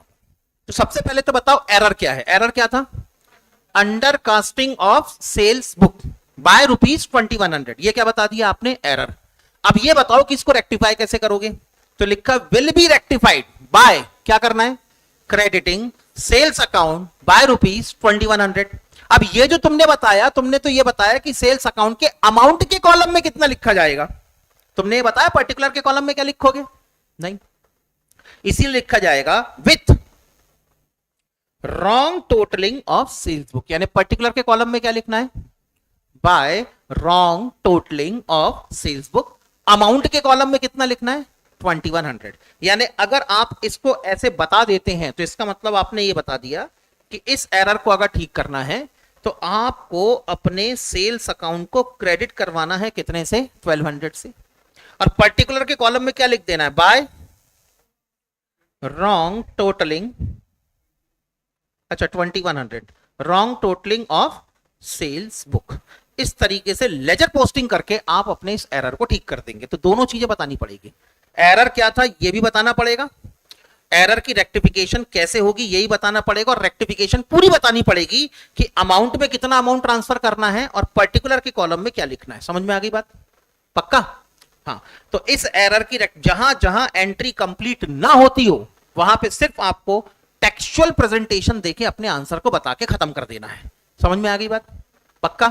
अब अगर बताओ इसी को अगर स्टेज 2 में रेक्टिफाइड करते तो क्या करते सर? फिर तो एंट्री बन जाती, एंट्री बन जाती तो फिर एंट्री का फॉर्मेट बनाते और सीधे सीधे जनरल एंट्री बना के एरर को रेक्टिफाई करके दिखा देते। इतना ही डिफरेंस है दोनों में, बस, और कोई डिफरेंस नहीं है। सर अगर मान लो हम सस्पेंस अकाउंट ओपन नहीं कर रहे हैं, मैंने कहा मान लिया, इसका मतलब स्टेज 1 में रेक्टिफिकेशन कर रहे हैं, मैंने कहा। और सर स्टेज 1 में रेक्टिफिकेशन करते समय डबल एंट्री अपने आप कंप्लीट हो रही है, बिना सस्पेंस अकाउंट के क्या हो रहा है? डबल एंट्री कंप्लीट हो रही है। तब क्या करना है? अगर बिना सस्पेंस अकाउंट के डबल एंट्री ऑटोमेटिकली कंप्लीट होती है तब आपको अपने एरर की रेक्टिफिकेशन एंट्री के फॉर्म में ही दिखानी पड़ेगी। समझ में आ गई बात? पक्का? ठीक, चलूं आगे, लिखो जल्दी इसको। Under casting of sales book by under casting of sales book by ₹2100, under casting of sales book by ₹2100 will be rectified, under casting of sales book by ₹2100 will be rectified by crediting sales account by ₹2100 with inverted comma में लिखना by wrong totaling of sales book, inverted comma close। Particular के column में क्या लिखना है उसको हमेशा आप इन्वर्टेड कॉमा में लिख के बता दें ताकि वो डिस्क्रिमिनेट हो जाए कि ये पर्टिकुलर के कॉलम का हम लोगों ने फ्रेज दिया है। आगे चले? पक्का? चलो अगले एरर पे आ जाओ। अगला एरर है goods worth ₹1800 return by Gaurav and company. लो बेटे, गौरव एंड कंपनी ने गुड्स वापस किया, correct entry. Sales return account is to be debited by ₹1800 and Gaurav and company account is to be credited by 1800। Accountant से गलती क्या हुई है? Have not been recorded anywhere, recording ही नहीं हुई मतलब एंट्री नहीं बनी। कंप्लीट ओमिशन का केस है ये। कंप्लीट ओमिशन के केस में अब बात आती है कि सर अकाउंटेंट ने गलती क्या की है, ना तो उसने डेबिट करवाया ना तो उसने क्रेडिट करवाया। बताओ रेक्टिफाइड एंट्री क्या बनेगी?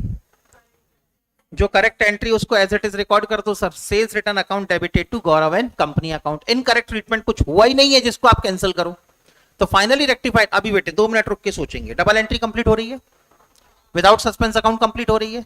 अब इस एरर को रेक्टिफाई करके दिखाना है तो आपकी मजबूरी है कि अब आपको यहां पर लेजर का फॉर्मेट बनाना पड़ेगा, सॉरी जर्नल एंट्री का फॉर्मेट बनाना पड़ेगा, और जर्नल एंट्री का फॉर्मेट बना के एंट्री के फॉर्म में ही आपको इसको रेक्टिफाई करके दिखाना पड़ेगा। समझ में आ गई बात? ठीक, तो यहां पर एंट्री करके दिखाएंगे sales return account debited to Gaurav and company account, narration.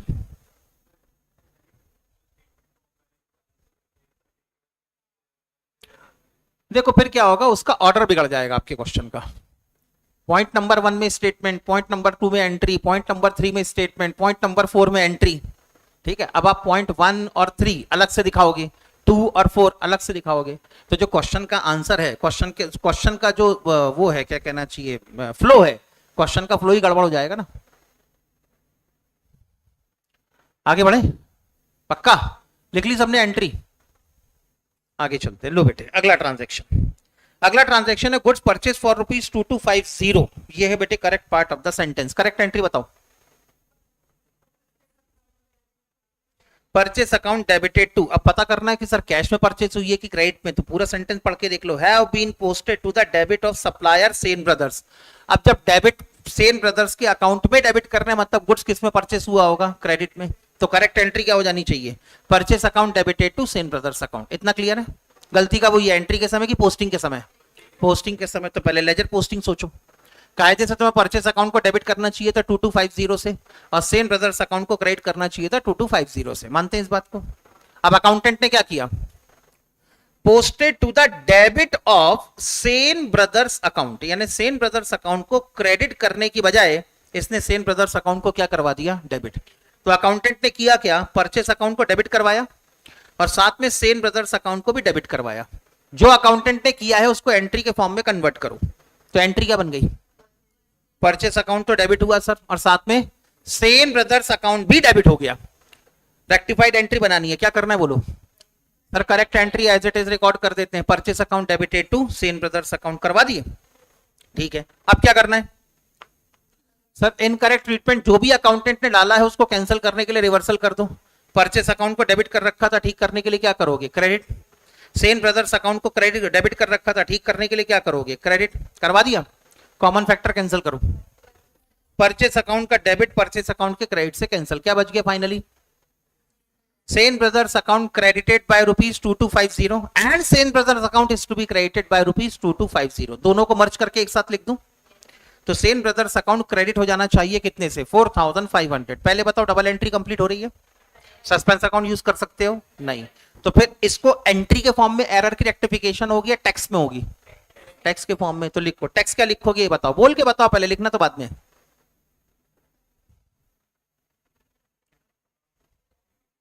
Wrong debit and omission of credit, दो चीजें हुई है यहां पर। एक तो क्रेडिट में रिकॉर्ड नहीं हुआ और गलती से क्या कर दिया? डेबिट कर दिया बाय ₹2250, ये तो बता दिया आपने एरर। फिर क्या बताना पड़ेगा? रेक्टिफिकेशन कैसे होगी? ठीक है, विल बी रेक्टिफाइड बाय, क्या करना है?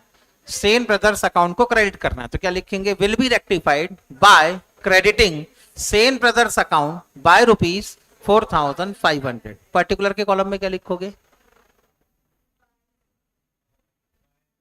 एरर इन पोस्टिंग, इतना भी लिखा तो भी चलता है, एरर इन पोस्टिंग, इतना ठीक है। तो लिखो बेटे यहां पर, टू रिमूव रॉन्ग डेबिट, जो गलती से डेबिट हुआ है उसको भी अलग करना है, तो लिखें to remove wrong debit and give the correct credit. To remove wrong debit and give correct credit. To remove wrong debit and give correct credit.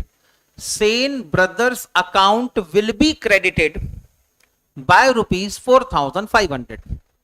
Sane Brothers account will be credited by ₹4500 with inverted comma में लिखें error in posting, with error in posting।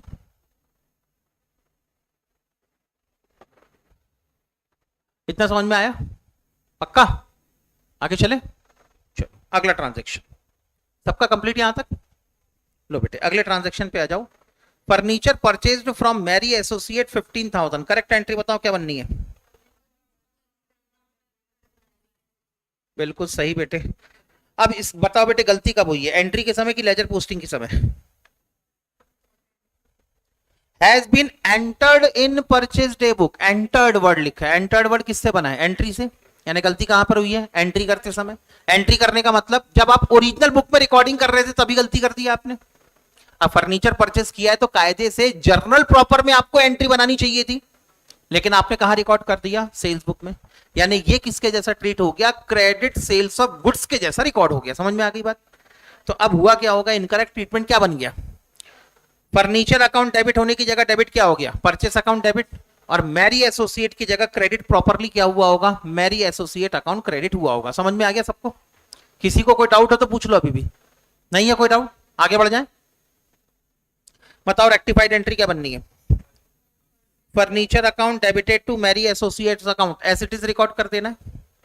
Purchase account आपने यानी accountant ने क्या करवाया था? Debit. Cancel करने के लिए क्या करना है? क्रेडिट। करवा दिया बेटे। और बताओ, बोलो और क्या करना है? मैरी एसोसिएट अकाउंट को क्या करवाना है? डेबिट करवाना है। लो बेटे मैरी एसोसिएट अकाउंट को डेबिट भी करवा दिया। अब बेटे कोई कॉमन फैक्टर होगा तो कॉमन फैक्टर कैंसिल करो। मैरी एसोसिएट अकाउंट का डेबिट मैरी एसोसिएट अकाउंट के क्रेडिट से कैंसिल। फाइनली एंट्री क्या बन गई? Furniture account debited to purchase account by ₹15,000। Double entry complete होती है बिना सस्पेंस अकाउंट के। तो एरर की रेक्टिफिकेशन कैसे दिखाओगे? टेक्स्ट में कि एंट्री के फॉर्म में? एंट्री के फॉर्म में। तो लिखे बेटे पॉइंट नंबर 4, जर्नल एंट्री लिखे यहां पर। जर्नल एंट्री लिखिए यहां पर, office furniture account is to be debited by ₹15,000 and purchase account will be credited by ₹15,000। दोनों में डिफरेंस समझ में आ गया? स्टेज नंबर 2 और स्टेज नंबर 1 के बीच में काम करने का तरीका बिल्कुल सेम होगा, सोचने का तरीका एकदम सेम होगा। ठीक, सिर्फ और सिर्फ रेक्टिफिकेशन की प्रेजेंटेशन बदलती है यहां पर, और कुछ भी नहीं। सबके आंसर बेटे एकदम सही आए हैं। सौरभ, सिवास, मिहिर, नेहा, आनंद, रूबा, आकांक्षा, आदित्य, आशीष, सुनीता। ओके, आगे चले, आ जाओ बेटे अगला। Discount received from black and white rupees 1200, correct entry बताओ। Cash account debited to discount received account, बराबर है, एग्री। सोचो तुमने क्या एंट्री बताई है। Cash account debit to discount received account from discount received, ऐसी बताइए ना। हमने किसी सप्लायर से गुड्स परचेस किया, फिर सप्लायर को हम पैसे देने गए, तो हमने सप्लायर से कहा तुमको 50,000 रुपए देने थे, तुम पहले हमसे 50,000 रुपए लो और हमारे डिस्काउंट के 5,000 रुपए तुम हमको अलग से दो। कोई ऐसा करता है क्या भाई? जब आप पेमेंट करने जाओगे तो डिस्काउंट काट के बचे हुए पेमेंट करोगे? सोच के देखो ना, आपने 50,000 का गुड्स परचेस किया, सामने वाला आपको 10,000 का 5,000 का क्या दे रहा है आपको, कैश डिस्काउंट दे रहा है, तो क्या करोगे तुम? पहले 50 कैश में दोगे, बाद में 5,000 रुपए कैश में लोगे, उससे क्या करोगे? सर 50 में से 5,000 रुपए कैश डिस्काउंट के काटो और बचे हुए कितने दे दो, 45,000 रुपए दे दो, बात खत्म। तो कैश अकाउंट डेबिट कैसे हो सकता है? समझ में आ गई बात? हाँ, तो जब डिस्काउंट रिसीव होगा तो एंट्री क्या होनी चाहिए? Party account debited to discount received account, बराबर है। तो करेक्ट एंट्री हो जाएगी यहां पर black and white account debited to discount account, बिल्कुल सही बेटे। कितने रुपए से? 1200 रुपीज से। डन। गलती कब हुई है? एंट्री के समय की लेजर पोस्टिंग के समय? एंट्री के समय। Has not been entered in the books, accountant ने इसको कहीं रिकॉर्ड ही नहीं किया, ना तो डेबिट ना तो credit. Rectified entry.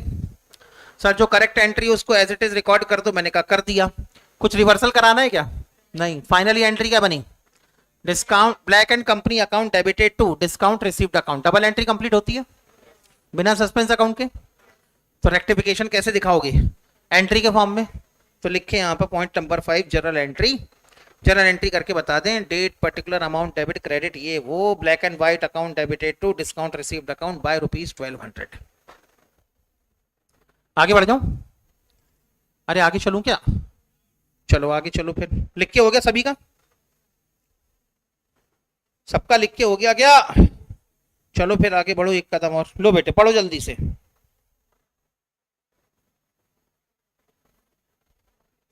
Discount allowed to Radhe Mohan and company rupees 180, बताओ करेक्ट एंट्री क्या होना? Has not been entered in the discount column of cash book. Cash book पढ़ी है? कितने टाइप की होती है? अरे कैश बुक के अलग अलग टाइप कौन कौन से होते हैं? 4 टाइप की कैश बुक पढ़ी होगी। Single column cash book, double column cash book, triple column cash book और एक पैटी कैश बुक, ऐसी 4 टाइप की पढ़ी थी। सिंगल कॉलम कैश बुक में सिर्फ कौन से ट्रांजैक्शन रिकॉर्ड होते हैं? सिर्फ कैश के ट्रांजैक्शन रिकॉर्ड होंगे, इसके अलावा कोई भी ट्रांजैक्शन रिकॉर्ड नहीं होगा। डबल कॉलम कैश बुक में कैश और बैंक के ट्रांजैक्शन रिकॉर्ड होंगे, इसके अलावा कोई भी ट्रांजैक्शन रिकॉर्ड नहीं होगा। धोखे से भी ऐसा दोबारा सीए के पेपर में मत बोलना। सीए फाउंडेशन के पेपर के हिसाब से, इनके स्टडी मटेरियल के हिसाब से और सीए फाउंडेशन की आइडियोलॉजी के हिसाब से, अगर आप double column cash book maintain करते हैं तो उसमें सिर्फ 2 ही चीजें रिकॉर्ड होंगी, एक डिस्काउंट और दूसरा कैश। समझ में आ गई बात? ये बात अलग है कि प्रैक्टिकली ऐसा नहीं होता। आप जो कह रहे हो प्रैक्टिकली आपका आंसर एकदम सही है, मैं उसको गलत नहीं कह रहा हूं, लेकिन यहां पर इंस्टीट्यूट का कहना है कि प्रैक्टिकली मार्केट के अंदर आप एक डबल कॉलम कैश बुक खरीद के लाते हैं। अब उसमें तो अमाउंट के कितने कॉलम बने हैं? 2 कॉलम बने। अब 2 कॉलम में तुमको जो रिकॉर्ड करना है तुम रिकॉर्ड करो। अब कोई ऑप्शन कैसा चूज करेगा? मैं डिस्काउंट और कैश रिकॉर्ड करूंगा। किसी ने कहा मैं डिस्काउंट ना तो देता हूं ना तो लेता हूं, मेरे पास तो डिस्काउंट के ट्रांजेक्शन ही नहीं है, तो फिर वो किस क्या क्या रिकॉर्ड करेगा? क्योंकि डिस्काउंट के ट्रांजेक्शन ही नहीं होते तो डिस्काउंट कॉलम बनाने का मतलब ही नहीं आता। तो वो कौन कौन से कॉलम बनाएगा? कैश का और बैंक का, बराबर है। और कोई आदमी कहता है कि मैं तो कैश में ट्रांजेक्शन ही नहीं करता, मैं तो किसी को पैसे देता हूं तो भी चेक से देता हूं और किसी से पैसे लेता हूं तो भी चेक से लेता हूं। मेरी दुकान में अगर कोई ग्राहक आया और अगर मुझे कैश देता तो मैं कहता हूं कैश मत दो भैया, पेटीएम कर दो, ठीक है ना, कैश मत दो गूगल पे कर दो। मैं तो पैसे देता भी हूं तो बैंक से और लेता भी हूं तो बैंक से। तो फिर वो डबल कॉलम कैश बुक पे कौन कौन से कॉलम बनाएगा? एक तो डिस्काउंट का कॉलम बनाएगा और एक बैंक का कॉलम बनाएगा। जब कैश का ट्रांजेक्शन ही नहीं है तो कैश का कॉलम बना के करेगा क्या वो? समझ में आ गई बात? तो प्रैक्टिकल लाइफ में जो डबल कॉलम कैश बुक है, डबल कॉलम कैश बुक के मल्टीपल कॉम्बिनेशन बन सकते हैं। पहला कॉम्बिनेशन डिस्काउंट और कैश, दूसरा कॉम्बिनेशन कैश और बैंक, तीसरा कॉम्बिनेशन डिस्काउंट और बैंक, ऐसे करके कोई भी कॉम्बिनेशन बन सकता है। अब ये तो बिजनेसमैन को अपनी जरूरत के हिसाब से सोचना है कि वो डबल कॉलम कैश बुक में क्या रिकॉर्ड करना चाहता है, ठीक। हाँ, तो ये तो बेटे उसको सोचना है कि वो डबल कॉलम कैश बुक में अपने हिसाब से क्या रिकॉर्ड करना चाहता है। ही हैज टू, मतलब ये सोचना तो बिजनेसमैन को है। अब सीए के पेपर के अंदर इंस्टीट्यूट का कहना यह है कि मल्टीपल ऑप्शन के साथ में तो स्टूडेंट से क्वेश्चन पूछा नहीं जा सकता। पता लगा इंस्टीट्यूट वालों की अजम्पशन कुछ और है, स्टूडेंट की अजम्पशन कुछ और है, आ गई यहीं पे डाइवर्सिटी। इंस्टीट्यूट का कहना यह है कि डबल कॉलम कैश बुक में सिर्फ दो ही टाइप के ट्रांजैक्शन रिकॉर्ड होंगे, कौन से, डिस्काउंट के और कैश के। और आप क्या मान के चल रहे हो कि डबल कॉलम कैश बुक में क्या रिकॉर्ड होगा, कैश का और बैंक का ट्रांजैक्शन रिकॉर्ड होगा। इसलिए कहीं ना कहीं तो स्टैंडर्डाइज करना जरूरी है। 8 नंबर का जूता आता है मार्केट में, अरे 8 नंबर का शू मिलता है कि नहीं, 9 नंबर का मिलता है, 10 नंबर का मिलता है, मेरा पैर 9.5 नंबर का, अब कैसा करूं मैं, बताओ ना। मेरा पैर 9.5 नंबर का, अब मैं कैसा करूं, या तो 9 नंबर पे जाओ या तो 10 नंबर पे जाओ। अब 9 नंबर के लिए पैर तो छोटा करने से रहा मैं, तो मजबूरी है कहां जाना पड़ेगा, 10 पे ही जाना पड़ेगा। तो कहीं ना कहीं तो प्रोसेस को स्टैंडर्डाइज करना पड़ता है ना। तो इंस्टीट्यूट ने इसलिए आपकी प्रोसेस को स्टैंडर्डाइज कर दिया कि जब भी हम डबल कॉलम कैश बुक बोलेंगे तुम क्या सुनोगे उसको, डिस्काउंट और कैश। प्रैक्टिकली मार्केट में जो होता है होते रहे, हमें उसमें कोई इंटरेस्ट नहीं है। लेकिन अगर आप सीए फाउंडेशन, और ये चीज सीए फाउंडेशन में एप्लीकेबल है, सीएमए फाउंडेशन में मत कर देना। अगर आप सीएमए फाउंडेशन का पेपर देने में भी मन बना रहे हैं तो सीएमए वाले कहते हैं कि अगर हमने बोला डबल कॉलम कैश बुक तो तुमको क्या सुनाई देना चाहिए, कैश और बैंक। ये प्रॉब्लम है, हर एक इंस्टीट्यूट की अपनी अलग अलग असम्पशंस हैं, ठीक है।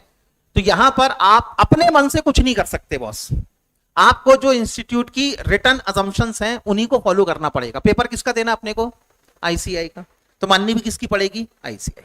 समझ में आ गई बात।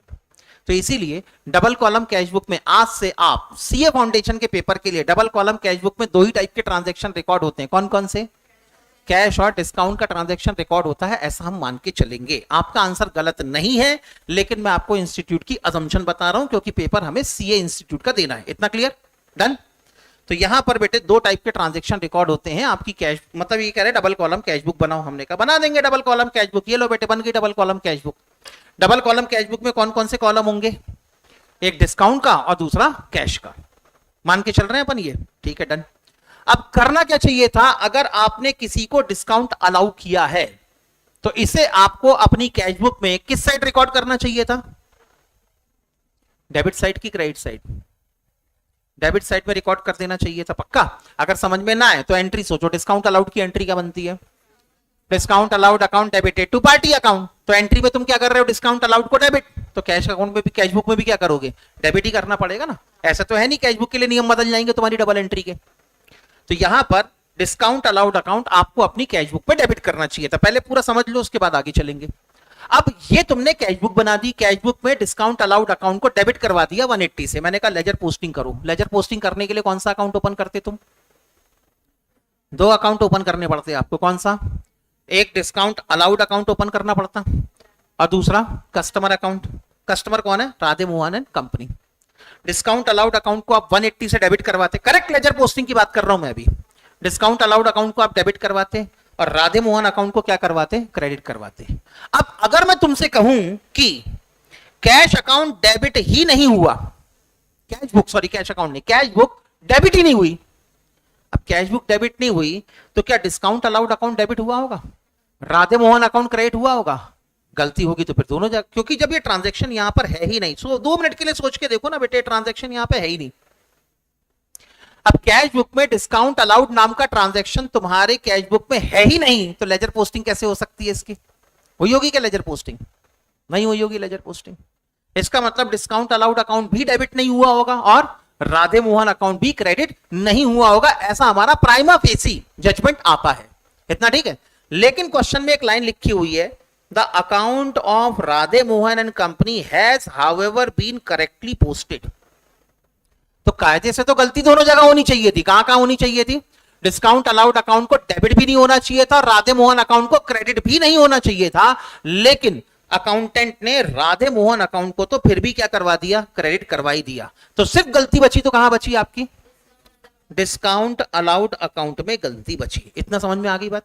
डिस्काउंट अलाउड अकाउंट आपका डेबिट होना चाहिए था, कितने रुपए से, 180 से, लेकिन डिस्काउंट अलाउड अकाउंट यहां पर डेबिट नहीं हुआ है। समझ में आ गई बात?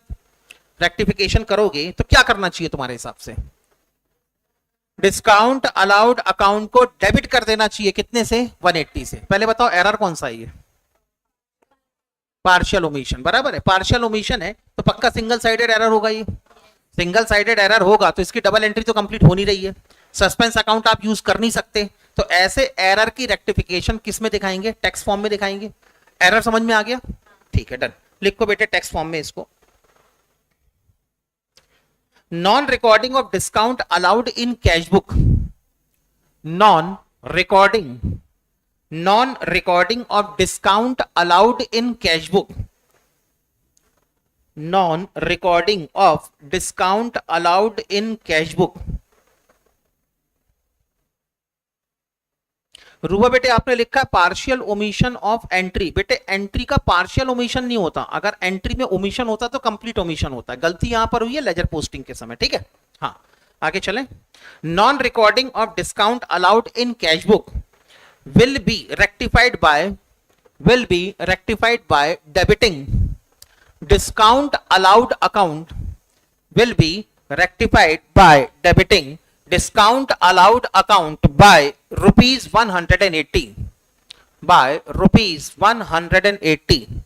with इन्वर्टेड कॉमा में लिखें कि आप पर्टिकुलर के कॉलम में क्या लिखेंगे, तो लिखें by omission in recording, by omission in recording, by omission in recording। Done? पक्का? ठीक है, चलो आगे चलते हैं। ओके यानी मेरे को ज्यादा यहां पे खड़ा होना है। अच्छा डन। लो बेटे अगला ट्रांजैक्शन होगा। बेटे सारे ट्रांजैक्शन 6 ट्रांजैक्शन हो गए ना? ठीक है डन। अगला पार्ट क्या कहता है इसका? विथ ओपनिंग सस्पेंस अकाउंट, यही कहता है। बताओ बेटे पहले एरर को अगर आप रेक्टिफाइड करते, आपको पूरी छूट मिल गई बेटे। आप सस्पेंस अकाउंट ओपन कर सकते हैं, सस्पेंस अकाउंट ओपन करके डबल एंट्री कंप्लीट करके अपने एरर को रेक्टिफाई कर सकते हैं। तो पहले एरर की रेक्टिफिकेशन एंट्री क्या बनती? जल्दी बताओ। पहले एरर की rectification suspense account debited to sales account, पक्का? डन। चलो दूसरे एरर की रेक्टिफिकेशन एंट्री क्या बनती फिर? Sales return account is to be debited by rupees 1800 and Gaurav and company account is to be credited by rupees 1800। लिखना नहीं है, होमवर्क है ये, ठीक है। मैं सिर्फ डिस्कस कर रहा हूं अभी। आगे चलो। थर्ड एरर की रेक्टिफाइड एंट्री क्या बनाते? जल्दी जल्दी बोलो। सस्पेंस अकाउंट डेबिटेड और suspense account is to be debited by 4500 and Sen brothers account is to be credited by 4500। Done. चलो आगे चलो। इसके बाद अगला ट्रांजैक्शन क्या था बताओ? Rectified entry office furniture account debited to purchase account as it is बन जाती है यहां पर, ठीक। इसके बाद अगले ट्रांजैक्शन की रेक्टिफाइड एंट्री क्या बनाते?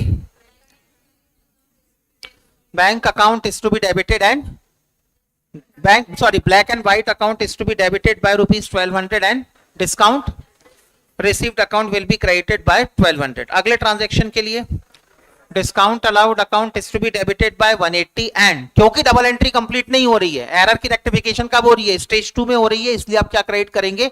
डिस्काउंट सस्पेंस अकाउंट को क्रेडिट करवाएंगे। इतना ठीक है। इसके बाद खत्म कहानी। डन? इतना समझ में आ गया?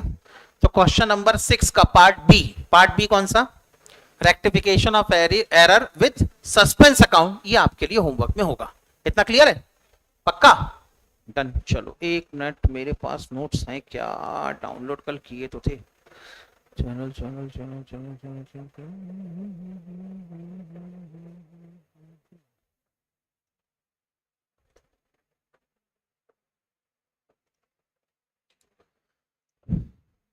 अरे किसी ने नोट्स का प्रिंट आउट निकाला है क्या? दिखाना जरा।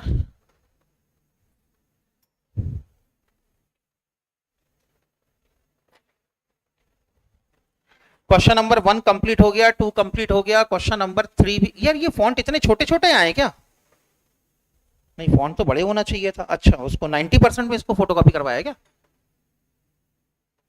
नहीं उसको बोलना भैया अगली बार से जैसे प्रिंट आउट निकालने जाओगे ना तो बोलना 100% पे प्रिंट आउट निकालना, क्योंकि फॉन्ट बहुत छोटे बाद में देखने में दिक्कत होगी और कुछ दिनों बाद बेटे चश्मा लग जाएगा। क्वेश्चन नंबर 4 हो चुका है बेटे। क्वेश्चन नंबर 5 को मैंने डिस्कस करना है, ठीक है। क्वेश्चन नंबर 5 को मैं डिस्कस करूंगा, 6, 7, 8 फिर होमवर्क में लेके जाना। डन। हाँ ये लो, चलो ये रहा बेटे क्वेश्चन नंबर 5। शुरू करें? अरे शुरू करूं क्या? पक्का? हाँ। Miss Daisy was unable to agree the trial balance last year. पहले ही कह दिया लास्ट ईयर मतलब पिछले साल। पिछले साल का ट्रायल बैलेंस टैली नहीं हुआ था। इतने में कुछ समझ में आ रहा है? एरर की रेक्टिफिकेशन कब होगी? इस साल हो रही है। गलतियां कब की हैं? पिछले साल की। प्रॉफिट एंड लॉस अकाउंट बन गया? यस सर बन गया। समझ में आ गई बात? तो अब एरर की रेक्टिफिकेशन कौन सी स्टेज में होगी? थर्ड स्टेज में होगी। कभी भी याद रखे बेटे, कभी क्वेश्चन में, एग्जाम में क्वेश्चन में डायरेक्टली आपसे नहीं कहा जाएगा rectify the following error after preparing profit and loss account. उसकी जगह इनडायरेक्टली आपको कुछ हिंट दिए जाएंगे। उसी हिंट के बेसिस पर आपको डिसाइड करना है कि आप अपने एरर की रेक्टिफिकेशन कब कर रहे हैं। ठीक, क्या लिखा है पढ़ो। Miss Daisy was unable to agree the trial balance last year. पहला हिंट तो बेटे इन्होंने ये दे दिया कि पिछले साल का ट्रायल बैलेंस टैली नहीं हुआ है और एरर की रेक्टिफिकेशन इस साल हो रही है। इसका मतलब अब आ गए तुम किस में? स्टेज 3 में आ गए। इतना ठीक है? पक्का? And wrote off the difference to profit and loss account. अगला मेजर पार्ट ये समझे, पहले इसको समझ लो, उसके बाद में आगे बढ़ना। पहले बेटे आप इसको समझ लो, उसके बाद में आगे चलना। यस सर बताओ क्या है? सुनो, अगर आपका ट्रायल बैलेंस टैली नहीं किया, डिफरेंस आ रहा है, तो डिफरेंस को कहां डालोगे? बोलो ना, और डिटेल में समझाऊं। ये लो बेटे, तुमने बनाया ट्रायल बैलेंस, बनाया ना ट्रायल बैलेंस, ये डेबिट और ये क्रेडिट। आपका ट्रायल बैलेंस कायदे से टैली हो जाना चाहिए, होना चाहिए ना कायदे से टैली। आपका ट्रायल बैलेंस टैली नहीं किया, डिफरेंस आ रहा है 500 रुपए का, क्रेडिट साइड में 500 रुपए कम पड़ रहे हैं, तो 500 रुपए कहां डालोगे तुम?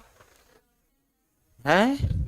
सस्पेंस अकाउंट में। अभी तो ट्रायल बैलेंस बन रहा है ना, टेम्परेरी टैली कराने के लिए तुमको 500 रुपए कहां डालना चाहिए? कायदे से सस्पेंस अकाउंट में डालना चाहिए। इन्होंने एक गलती और कर दी। कौन सी गलती कर दी? Wrote off the difference to profit and loss account. यानी ट्रायल बैलेंस में जो 500 रुपए का डिफरेंस आ रहा था, इसको सस्पेंस अकाउंट में डालने की बजाय इन्होंने कहां डाल दिया? इसको प्रॉफिट एंड लॉस अकाउंट में डाल दिया। ठीक सर, लेकिन प्रॉफिट एंड लॉस अकाउंट में डाला तो गलती क्या कर दी? फिर भी तो ठीक ही है। नहीं, ठीक नहीं है। कोई जरूरी है कि आपकी अकाउंट्स की बुक में जो एरर होगा वो सिर्फ नॉमिनल अकाउंट से रिलेटेड होगा? पढ़ा था ना बचपन में, पर्सनल, रियल, नॉमिनल अकाउंट। क्या आता था पर्सनल अकाउंट में? All account which are related to person. जिंदा आदमी होगा तो भी ठीक, मरा हुआ आदमी होगा तो भी ठीक, लेकिन पर्सन होना चाहिए। ठीक है ना? जिंदा आदमी मतलब नेचुरल पर्सन, मरा हुआ आदमी मतलब आर्टिफिशियल पर्सन। ऐसे ही कुछ होता था। अपन ने अकाउंटिंग ऐसे समझी है बॉस, ठीक है ना? अब अपना टीचर बोलता था नेचुरल पर्सन, अपन सुनते थे जिंदा आदमी। अपना टीचर बोलता था आर्टिफिशियल पर्सन, अपन सोचते थे मरा हुआ आदमी। ठीक, क्योंकि सीधी बात है, अपना समझने का तरीका हमेशा बड़ा नॉर्मली रहा है, और इसलिए अकाउंटिंग मेरे को जल्दी समझ में भी आ जाती थी। ठीक है, कई लोग होते हैं ना बेकार में दिमाग का जहर बोलते रहते हैं, बड़े बड़े भारी भारी वर्ड बोलते रहते हैं। ठीक है ना? बुखार तो बुखार, अब कोई बोले कोविड-19, अब कोविड-19 मतलब है तो बुखार ही ना, वो भी घूम फिर के। खाना तो तेरे को डोला ही है, डोलामाइसिन, जो भी होगा, जैसा भी होगा। तो मुद्दा ये है कि भाई सिंप्लिसिटी में जितना चलोगे, कहानी उतनी काम की रहेगी। हाँ, तो यहां पर सीन सिनारियो कुल मिला के ऐसा है कि भाई सस्पेंस अकाउंट में अगर आपका ट्रायल बैलेंस टैली नहीं हो रहा, तो पक्की बात है अकाउंट्स की बुक में एरर तो है। क्या सारे के सारे एरर आपके पर्सनल अकाउंट से रिलेटेड होंगे? गारंटी है। रियल अकाउंट से रिलेटेड होंगे? गारंटी है। नॉमिनल अकाउंट से रिलेटेड होंगे? गारंटी है। नहीं। तो अगर आपने सस्पेंस अकाउंट का balance profit and loss account में ट्रांसफर कर दिया, तो क्या ऐसा नहीं लग रहा कि आपने मान लिया कि सारे के सारे एरर नॉमिनल अकाउंट से रिलेटेड है? क्योंकि प्रॉफिट एंड लॉस अकाउंट में क्या जाता है, सोच के बताओ? सिर्फ income, expenses, profits and losses, यही चार चीजें आती है ना। और ये चारों चीजें किसके अंदर आती हैं? नॉमिनल अकाउंट के अंदर। तो यहां पे तो अगर आपने ट्रायल बैलेंस के डिफरेंस को प्रॉफिट एंड लॉस अकाउंट में ट्रांसफर कर दिया, तो इसका मतलब आपने तो पहले ही मान लिया कि सारी गलतियां किससे रिलेटेड है? नॉमिनल अकाउंट से रिलेटेड है। जबकि गलती तो किसी से भी रिलेटेड हो सकती है। It may be related to personal account और it may be related to real account as well. तो ये इन्होंने दूसरी गलती कर दी। कायदे से इनको डिफरेंस कहां डालना चाहिए था? Suspense account. सर हमारे मन में एक डाउट आया। मैंने कहा क्या? सर 1 मिनट के लिए सोचो। मैंने कहा सोच रहा हूं। सर हमने ट्रायल बैलेंस बनाया। मैंने कहा अच्छा टैली नहीं हुआ होगा? हाँ सर। आपको कैसे पता? मैंने कहा नहीं होता ना। ठीक है, डन। सर हमने ट्रायल बैलेंस बनाया, हमारा ट्रायल बैलेंस टैली नहीं हुआ। मैंने कहा वेरी गुड। तो मैंने कहा डाल दे डिफरेंस को सस्पेंस अकाउंट पे। सर वो तो डाल दिया, उसमें कोई दिक्कत नहीं है। तो मैंने कहा सर अब क्या करना है? मैंने कहा एरर को ढूंढो और रेक्टिफाइड करो। सर टाइम नहीं है इतना अपने पास अभी। मैंने कहा क्यों सर? इनकम टैक्स वाले दरवाजे पे खड़े हैं, वो कल रिटर्न भरो अपना। जीएसटी वाले पेनाल्टी पे पेनाल्टी लगाए जा रहे हैं क्योंकि जीएसटी रिटर्न फाइल करना है। ऐसे करके सर 10 टाइप की कानूनी दांव पे फंसे पड़े मेरे साथ, इसलिए मेरे पास में इतना टाइम ही नहीं है कि मैं एरर को ढूंढ के रेक्टिफाइड करूं। तो मैंने कहा ठीक है बना दे ऐसी प्रॉफिट एंड लॉस अकाउंट और बैलेंस शीट, क्या दिक्कत है, इस साल प्रॉफिट एंड लॉस अकाउंट और बैलेंस शीट बना दे सर, लेकिन प्रॉफिट गलत आएगा। मैंने कहा आने दे, कोई दिक्कत नहीं है, कितने का डिफरेंस आएगा, 2-4-5 हजार का डिफरेंस आएगा, उससे ज्यादा का तो नहीं आएगा, आता तो आने दे, बना दे प्रॉफिट एंड लॉस अकाउंट और बैलेंस शीट। सर मैंने भी वही किया, मैंने भी प्रॉफिट एंड लॉस अकाउंट बनाया और बैलेंस शीट बनाया, लेकिन ट्रायल बैलेंस में जो सस्पेंस अकाउंट का ये जो बैलेंस दिख रहा है इसको किस में डालूं, मेरे को ये समझ में नहीं आ रहा। सस्पेंस अकाउंट का balancing figure profit and loss account में भेज दूं या सस्पेंस अकाउंट का बैलेंसिंग फिगर बैलेंस शीट में भेजूं, कहां भेज देना चाहिए, बैलेंस शीट में, क्यों, अरे भाई जो कह रहे हो बैलेंस शीट में भेजना चाहिए तो क्यों भी तो पता होना चाहिए ना, क्यों भेज रहे बैलेंस शीट में, बैलेंस शीट में इसलिए ट्रांसफर कर देना चाहिए क्योंकि अगर सस्पेंस अकाउंट का बैलेंसिंग फिगर है मतलब अकाउंट्स की बुक में एरर है, इस साल ठीक किया गया आपने, कब ठीक करोगे, अगले साल, तो जब तक एरर ठीक नहीं होंगे तब तक तो सस्पेंस अकाउंट के बैलेंस को बचा के रखना पड़ेगा ना, और सस्पेंस अकाउंट के बैलेंस को बचा के रखना है तो तुम्हारी मजबूरी है इसको कहां डालना पड़ेगा, profit and sorry balance sheet में डालना पड़ेगा, तब जाके अगले साल क्या होगा, कैरी फॉरवर्ड, अगले साल क्या करोगे आप इसको ब्रॉट डाउन, फिर अगले साल जब अपने एरर को ठीक करोगे तब ऑटोमेटिकली सस्पेंस अकाउंट क्लोज होगा। तो अगर सस्पेंस अकाउंट का बैलेंसिंग फिगर बचा है तो इसे कहां ट्रांसफर करते हैं, हमेशा बैलेंस शीट में। सर बैलेंस शीट में किस साइड ट्रांसफर करें, डेबिट साइड में कि क्रेडिट साइड में, ये डिपेंड करेगा। अगर डेबिट बैलेंस आ रहा है तो फिर कहां ट्रांसफर करोगे, एसेट साइड में, और अगर क्रेडिट बैलेंस आ रहा है तो कहां ट्रांसफर करोगे, लायबिलिटी साइड में। ठीक, अभी हमारे केस में कौन सा बैलेंस है, अरे बनाया ट्रायल बैलेंस, हाँ बताओ हमारे केस में कौन सा बैलेंस है, क्रेडिट बैलेंस है, तो इसको अगर चुप रहना यार सुबह सुबह, मतलब हाँ बेटे ये तुम्हारा क्रेडिट बैलेंस है, क्रेडिट बैलेंस है तो कहां ट्रांसफर करना है, बैलेंस शीट में लायबिलिटी साइड में उठा के ट्रांसफर कर दो। यही अगर डिफरेंस में क्रेडिट का टोटल ज्यादा होता, डेबिट का टोटल कम आता, तो फिर बैलेंसिंग फिगर किस साइड आता, डेबिट साइड आता, तो फिर इस सस्पेंस अकाउंट को कहां भेजते आप, बैलेंस शीट में भेजते, किस साइड, एसेट साइड में भेज देते। इतना समझ में आई बात। तो इन्होंने एक गलती, पहले तो अकाउंट की बुक में गलतियां थी, पहले एरर चली रहे थे, उस चक्कर में इनका ट्रायल बैलेंस टैली नहीं हुआ, और ट्रायल बैलेंस के डिफरेंस को सस्पेंस अकाउंट में भेजना था तो इन्होंने और कहां भेज दिया, प्रॉफिट एंड लॉस अकाउंट में और भेज दिया। ठीक, आगे चलो, ठीक है। इसके बाद इन्होंने कुछ एरर बताए हैं और लिखा है बेटे on verifying the old books by the chartered accountant next year the following, बेटे यहां पर फिर एक वर्ड लिख दिया, कौन सा, नेक्स्ट ईयर। तो ऊपर लिखा था लास्ट ईयर, नीचे क्या लिखा है यहां पर, नेक्स्ट ईयर, तो इसका मतलब एरर की रेक्टिफिकेशन, फिर उन्होंने एक हिंट दे दिया कि कब हो रही है एरर की रेक्टिफिकेशन, अगले साल हो रही है प्रॉफिट एंड लॉस अकाउंट बनने के बाद। फिर इन्होंने कुछ बताया और नीचे मांग रखा है show the necessary rectification entries, जो जरूरी रेक्टिफिकेशन एंट्रीज हैं वो रेक्टिफिकेशन एंट्री करके आपको बतानी है। तो अब आप आ गए स्टेज नंबर 3 में। सर इसमें नयापन क्या है, इसमें नयापन कुछ भी नहीं है ऐसा कुछ खास। देखो बेटे अभी तक हम इन 2 स्टेजेस की बात कर चुके हैं, हो गया ना 2 स्टेजेस, समझ में आ गया दोनों के बीच में डिफरेंस क्या है। स्टेज 1 में डबल एंट्री कंप्लीट करना कंपलसरी नहीं है, सस्पेंस अकाउंट धोखे से भी यूज नहीं करना। स्टेज नंबर 2 में डबल एंट्री कंपलसरी है, होती है अपने आप तो ठीक है, नहीं होती तो किसको यूज कर लेना, सस्पेंस अकाउंट को यूज कर लेना। अब आ गए तुम अगले साल में। अब अगले साल अपने एरर का रेक्टिफिकेशन कर रहे हैं तो क्या पिछले साल ट्रायल बैलेंस बना होगा, बोलो ना, ट्रायल बैलेंस बना होगा कि नहीं, यानी एरर की रेक्टिफिकेशन कायदे से तो ट्रायल बैलेंस बनने के बाद ही हो रही है, तो डबल एंट्री तो यहां पर भी कंप्लीट होनी चाहिए। तो यहां पर पहली condition double entry must be completed. अपने आप डबल एंट्री होती है तो बहुत अच्छी बात है, नहीं होती तो किसको यूज कर लेने का, सस्पेंस अकाउंट को यूज कर लेने का। सर ये तो स्टेज 2 के जैसा हो गया, हाँ रुको तो अभी स्टेज 2 के जैसा हुआ है, लेकिन अब एरर की रेक्टिफिकेशन करते समय हो सकता है कि आपके एरर में पर्सनल अकाउंट इन्वॉल्व हो, आपके एरर में रियल अकाउंट इन्वॉल्व हो और आपके एरर में नॉमिनल अकाउंट या रेवेन्यू अकाउंट इन्वॉल्व हो। तब ऐसी कंडीशन में क्या करना है, तब ऐसी कंडीशन में पर्सनल अकाउंट है तो छोड़ दो, रियल अकाउंट है तो छोड़ दो, सिर्फ और सिर्फ नॉमिनल अकाउंट के एरर की जो रेक्टिफिकेशन होगी वो किसके थ्रू होगी, profit and loss adjustment account के थ्रू होगी। मतलब अगर किसी रेक्टिफाइड एंट्री में सैलरी अकाउंट डेबिट होता है तो अब आप उसको सैलरी अकाउंट नहीं लिखेंगे, क्या लिखेंगे, profit and loss adjustment account, PNL adjustment account. इतना क्लियर है। अब अगर किसी को लिखना है तो ये चार्ट बना सकता है, नहीं तो स्क्रीनशॉट ले लो, बाद में बनाते रहना आराम से।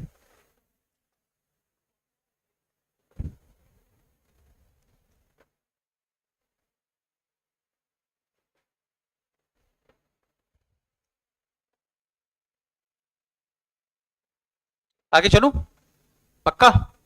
आ जाओ बेटे अपने क्वेश्चन पे वापस। Answer number 5 general entry.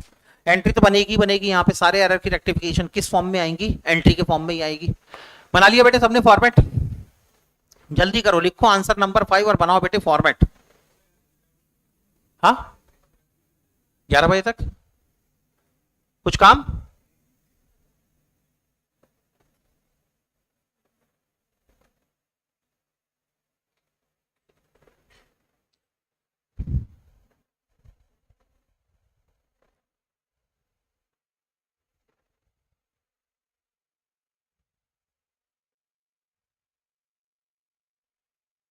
आगे चले, हो गया फॉर्मेटिंग? लो बेटे पहला transaction, purchase account was under casted by ₹8,000। सीधी सीधी गलती कहां कर रखी है इन्होंने, परचेस अकाउंट में। परचेस अकाउंट में हर एक ट्रांजैक्शन डेबिट साइड में रिकॉर्ड होता है। कैश परचेस होगा तो भी परचेस अकाउंट में डेबिट होगा, क्रेडिट परचेस होगा तो भी उसको परचेस अकाउंट में डेबिट होना है। तो हर एक ट्रांजैक्शन आप कहां रिकॉर्ड करते हैं, परचेस अकाउंट के डेबिट साइड में। मान लो ये आपके अलग अलग ट्रांजैक्शन हुए और आपने अलग अलग ट्रांजैक्शन को रिकॉर्ड कर दिया। अब कायदे से जो इसका टोटल है वो टोटल 8,000 रुपीज से क्वेश्चन के हिसाब से कम है। अब अगर आपका परचेस अकाउंट के डेबिट का टोटल 1,000 रुपीज से कम है तो आप इसको क्या अज्यूम करेंगे कि परचेस अकाउंट अंडर डेबिटेड है। कितने से अंडर डेबिटेड है? 8,000 से। और अगर परचेस अकाउंट अंडर डेबिटेड है 8,000 से तो इस एरर को रेक्टिफाई करने के लिए क्या करना चाहिए? परचेस अकाउंट में 8,000 रुपए कम टोटल हुआ है, तो इस टोटल को ठीक करना है तो क्या करो, 8,000 रुपए बढ़ा दो। और किस साइड बढ़ाओगे? डेबिट साइड में बढ़ाना पड़ेगा। तो अगर आप इसकी रेक्टिफाइड एंट्री बनाने जाएं तो परचेस अकाउंट को क्या कर देना चाहिए, 8,000 से डेबिट। अभी कोई लिखना मत बेटे, ठीक है, पहले समझ लो। डबल एंट्री कंप्लीट हो रही है, लगाओ जुगाड़, क्या लगाना है? सस्पेंस अकाउंट क्रेडिट करवा दिया 8,000 से। अब चेक करो क्या आपकी एंट्री में कोई नॉमिनल अकाउंट है? कौन सा? परचेस अकाउंट नॉमिनल अकाउंट है। परचेस अकाउंट क्योंकि नॉमिनल अकाउंट है इसलिए परचेस अकाउंट के एरर की रेक्टिफिकेशन किसके थ्रू हो जानी चाहिए? Profit and loss adjustment account के थ्रू होनी है। बस इतना सा काम करना है। सोचने का तरीका वैसा ही होगा जैसे पहले से सोचते आ रहे हैं, एंट्री बनाने का तरीका एग्जैक्टली वही होगा, बस आखिरी में एक छोटा सा एडजस्टमेंट। अगर कोई नॉमिनल अकाउंट है तो क्या कर देना है, नॉमिनल अकाउंट का नाम काट दो और उसकी जगह क्या लिख दो, P&L एडजस्टमेंट अकाउंट। तो बताओ बेटे करेक्ट एंट्री क्या बन गई, rectified entry? Profit and loss adjustment account debited to क्या, सस्पेंस अकाउंट बाय ₹8,000।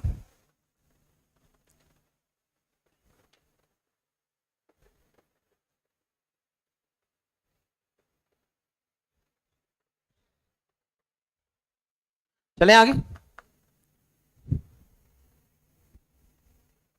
चलो अगला transaction, sale of goods to mister रहीम।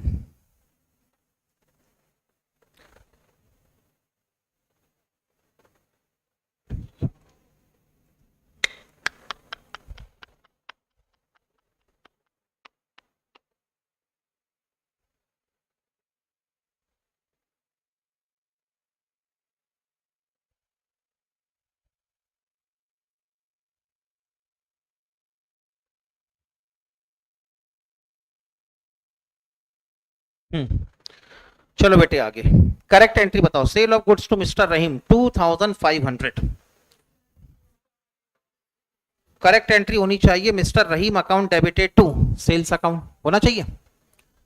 अब अगर इसकी गलती, ये ओमिटेड टू बी रिकॉर्डेड, गलती कब हुई है, एंट्री के समय कि लेजर पोस्टिंग के समय? एंट्री के समय। रिकॉर्डेड, रिकॉर्डेड का मतलब क्या है, एंट्री, ठीक। Omitted to be recorded, error कौन सा है ये, कंप्लीट ओमिशन। और कंप्लीट ओमिशन है तो रेक्टिफाइड एंट्री क्या बन जानी चाहिए, सॉरी इनकरेक्ट एंट्री क्या बनी होगी, कुछ भी नहीं। कुछ भी नहीं का मतलब ना तो मिस्टर रहीम अकाउंट डेबिट हुआ होगा और ना तो सेल्स अकाउंट यहां पर क्रेडिट हुआ होगा, इतना ठीक है। लो बेटे रेक्टिफाइड एंट्री क्या बननी चाहिए, सर जो करेक्ट एंट्री है उसको एज इट इज रिकॉर्ड कर देना चाहिए, करवा दिया रिकॉर्ड एज इट इज। तो एंट्री क्या हो गई, mister Rahim account debited to sales account. Rectified entry जैसी बनाते थे वैसी बनाई हमने, अभी तक कोई चेंजेस किया मैंने नहीं। अब ढूंढो आपकी रेक्टिफाइड एंट्री में कोई नॉमिनल अकाउंट है क्या, कौन सा, सेल्स अकाउंट। तो सेल्स अकाउंट को कैंसिल कर दो और उसकी जगह क्या लिख दिया जाए, profit and loss adjustment account. तो रेक्टिफाइड एंट्री क्या बन गई, mister Rahim account is to be debited by 2,500 and profit and loss adjustment account will be credited by ₹2,500। इतना ठीक है।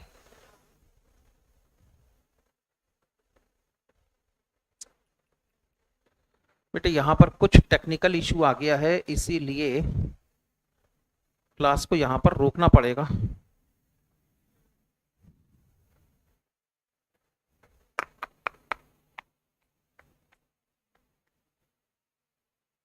अरे यार, स्ट्रीमिंग क्यों बंद हो गई?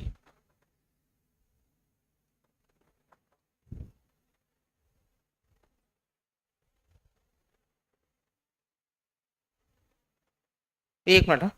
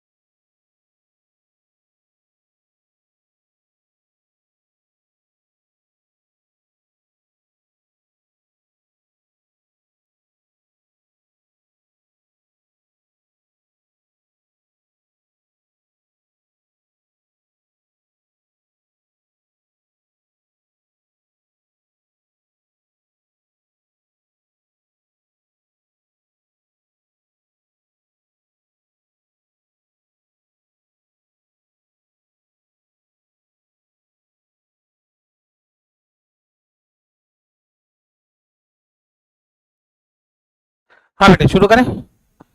तो सेकंड रेक्टिफाइड एंट्री होनी थी, mister Rahim account debited to profit and loss adjustment account by ₹2500। आगे जाओ, अगला transaction receipt of cash from mister Ashok, correct entry, cash account debited by ₹1200 and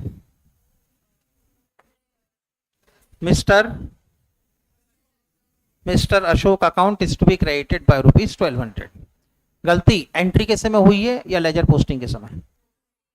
posting के समय, मतलब लेजर पोस्टिंग सोचनी पड़ेगी पहले। कैश अकाउंट डेबिट होना चाहिए था कितने से? 1200। अशोक अकाउंट क्रेडिट होना चाहिए था कितने से? 1200। गलती क्या हुई है? Was posted to mister Anbu account, यानी इन्होंने एक नया अकाउंट ओपन कर दिया, कौन सा? अनबू, और अनबू अकाउंट में क्रेडिट करवा दिया 1200 से, इतना ठीक। तो अकाउंटेंट ने अशोक अकाउंट को तो क्रेडिट नहीं करवाया, कैश अकाउंट को तो डेबिट किया, और अनबू अकाउंट को भी क्या किया? क्रेडिट किया। एंट्री के फॉर्म में कन्वर्ट करोगे तो इनकरेक्ट ट्रीटमेंट क्या निकल के आएगा? कैश अकाउंट डेबिट होगा और साथ में अनबू अकाउंट क्रेडिट हुआ होगा। रेक्टिफाइड एंट्री में क्या करना है? करेक्ट एंट्री को एज इट इज रिकॉर्ड कर दो, ठीक है भाई, ये लो करेक्ट एंट्री को एज इट इज रिकॉर्ड कर दिया। उसके बाद क्या करना है? Reversal entry, cash account debit हुआ था तो ठीक करने के लिए क्या करोगे? कैश अकाउंट को क्रेडिट करवाना पड़ेगा। ये लो बेटे, कैश अकाउंट को क्रेडिट भी करवा दिया। इसके बाद अनबू अकाउंट क्रेडिट हुआ था, इसका इफेक्ट कैंसिल करने के लिए अनबू अकाउंट को डेबिट भी करवाना पड़ेगा। कोई कॉमन फैक्टर है कैंसिल करने के लिए? कैश अकाउंट का डेबिट कैश अकाउंट के क्रेडिट से कैंसिल। तो फाइनली रेक्टिफाइड एंट्री क्या बन गई? टू मिस्टर अशोक अकाउंट, बराबर है इतना? अच्छा, ये तो हो गई तुम्हारी फाइनल है। डबल एंट्री कंप्लीटेड है कि सस्पेंस अकाउंट यूज करना है? कंप्लीटेड है तो सस्पेंस अकाउंट की जरूरत नहीं है। अब एक चेक और चेक करो, क्या इसमें कोई नॉमिनल अकाउंट है? नहीं। मिस्टर अशोक भी कौन सा अकाउंट? पर्सनल। मिस्टर अनबू भी कौन सा अकाउंट? Personal account. इतना ठीक है ना? तो ऐसी कंडीशन में profit and loss adjustment account की जरूरत पड़ेगी नहीं। उसकी जरूरत कब पड़ती है? सिर्फ नॉमिनल अकाउंट के समय उसकी जरूरत पड़ती है। ठीक है, आगे चलते हैं। ये लो बेटे, तो रेक्टिफाइड एंट्री होगी, mister Anbu account is to be debited by ₹1200 and mister Ashok account will be credited by ₹1200। Okay, class खत्म क्या? नहीं बेटे, क्लास चालू है शानू। सर क्या हुआ था? जो भी हुआ था बहुत बुरा हुआ था। आगे चले। और बेटे बड़े बूढ़े समझा गए, बुरी बातों के ऊपर ज्यादा डिस्कशन नहीं करना चाहिए। आगे बढ़े। अगला transaction, amount of ₹4167 of sales was wrongly posted as ₹4617। Correct entry बताओ।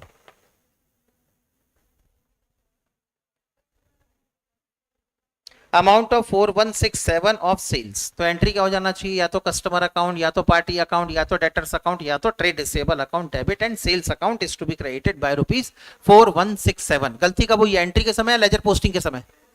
लेजर पोस्टिंग के समय गलती हुई है। तो लो बेटे, लेजर पोस्टिंग सोचो। सर लेजर पोस्टिंग के लिए पार्टी अकाउंट को डेबिट करवाते और सेल्स अकाउंट को क्या करवाते? क्रेडिट। ठीक है, करवा दिया बेटे, पार्टी अकाउंट को डेबिट, सेल्स अकाउंट को क्रेडिट। अब बताओ अकाउंटेंट से गलती क्या हुई है? रॉन्गली पोस्टेड एज, यानी गलती कब हुई है? लेजर पोस्टिंग के समय। अब लेजर पोस्टिंग में मेरे को दो अकाउंट दिख रहे हैं, एक पार्टी अकाउंट और दूसरा सेल्स अकाउंट। किसमें गलती हुई है? पार्टी अकाउंट में गलती हुई है कि सेल्स अकाउंट में? कैसे पता सर सेल्स अकाउंट में गलती हुई है? सर क्योंकि क्वेश्चन में पार्टी का कोई जिक्र ही नहीं है।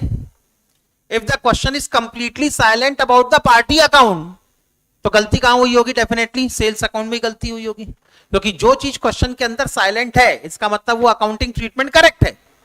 बात करेंगे तो सिर्फ किसकी करेंगे? ये इनकरेक्ट अकाउंटिंग ट्रीटमेंट की ही बात करेंगे। इसका मतलब सेल्स अकाउंट जो 4167 से क्रेडिट होना चाहिए था, ये क्रेडिट कितने से हो गया?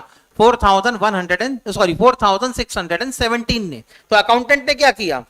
पार्टी अकाउंट को डेबिट करवाया, कितने से? 4167 से, और साथ में सेल्स अकाउंट को क्रेडिट करवाया, लेकिन कितने से? 4617 से। एंट्री के फॉर्म में कन्वर्ट हो गया। अब बनाओ रेक्टिफाइड एंट्री। जो करेक्ट अकाउंटिंग ट्रीटमेंट है उसको एज इट इज रिकॉर्ड करोगे, जो इनकरेक्ट अकाउंटिंग ट्रीटमेंट है उसके रिवर्सल ट्रीटमेंट डालोगे। इनकरेक्ट अकाउंटिंग ट्रीटमेट के हिसाब से पार्टी अकाउंट को आपने डेबिट करवाया था, इसको ठीक करने के लिए क्या करना है? क्रेडिट करवा देना है। सेल्स अकाउंट को आपने 4617 से क्रेडिट करवाया था, इसको इफेक्ट को कैंसिल करने के लिए क्या करोगे? डेबिट, कॉमन फैक्टर कैंसिल करो।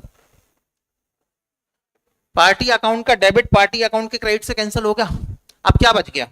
सर सेल्स अकाउंट का डेबिट बच गया है 4617 और सेल्स अकाउंट का क्रेडिट बच गया है 4167, दोनों का डिफरेंस निकालोगे 450 रुपीज का डिफरेंस आता है। ये आउट ऑफ डेबिट है कि out of credit?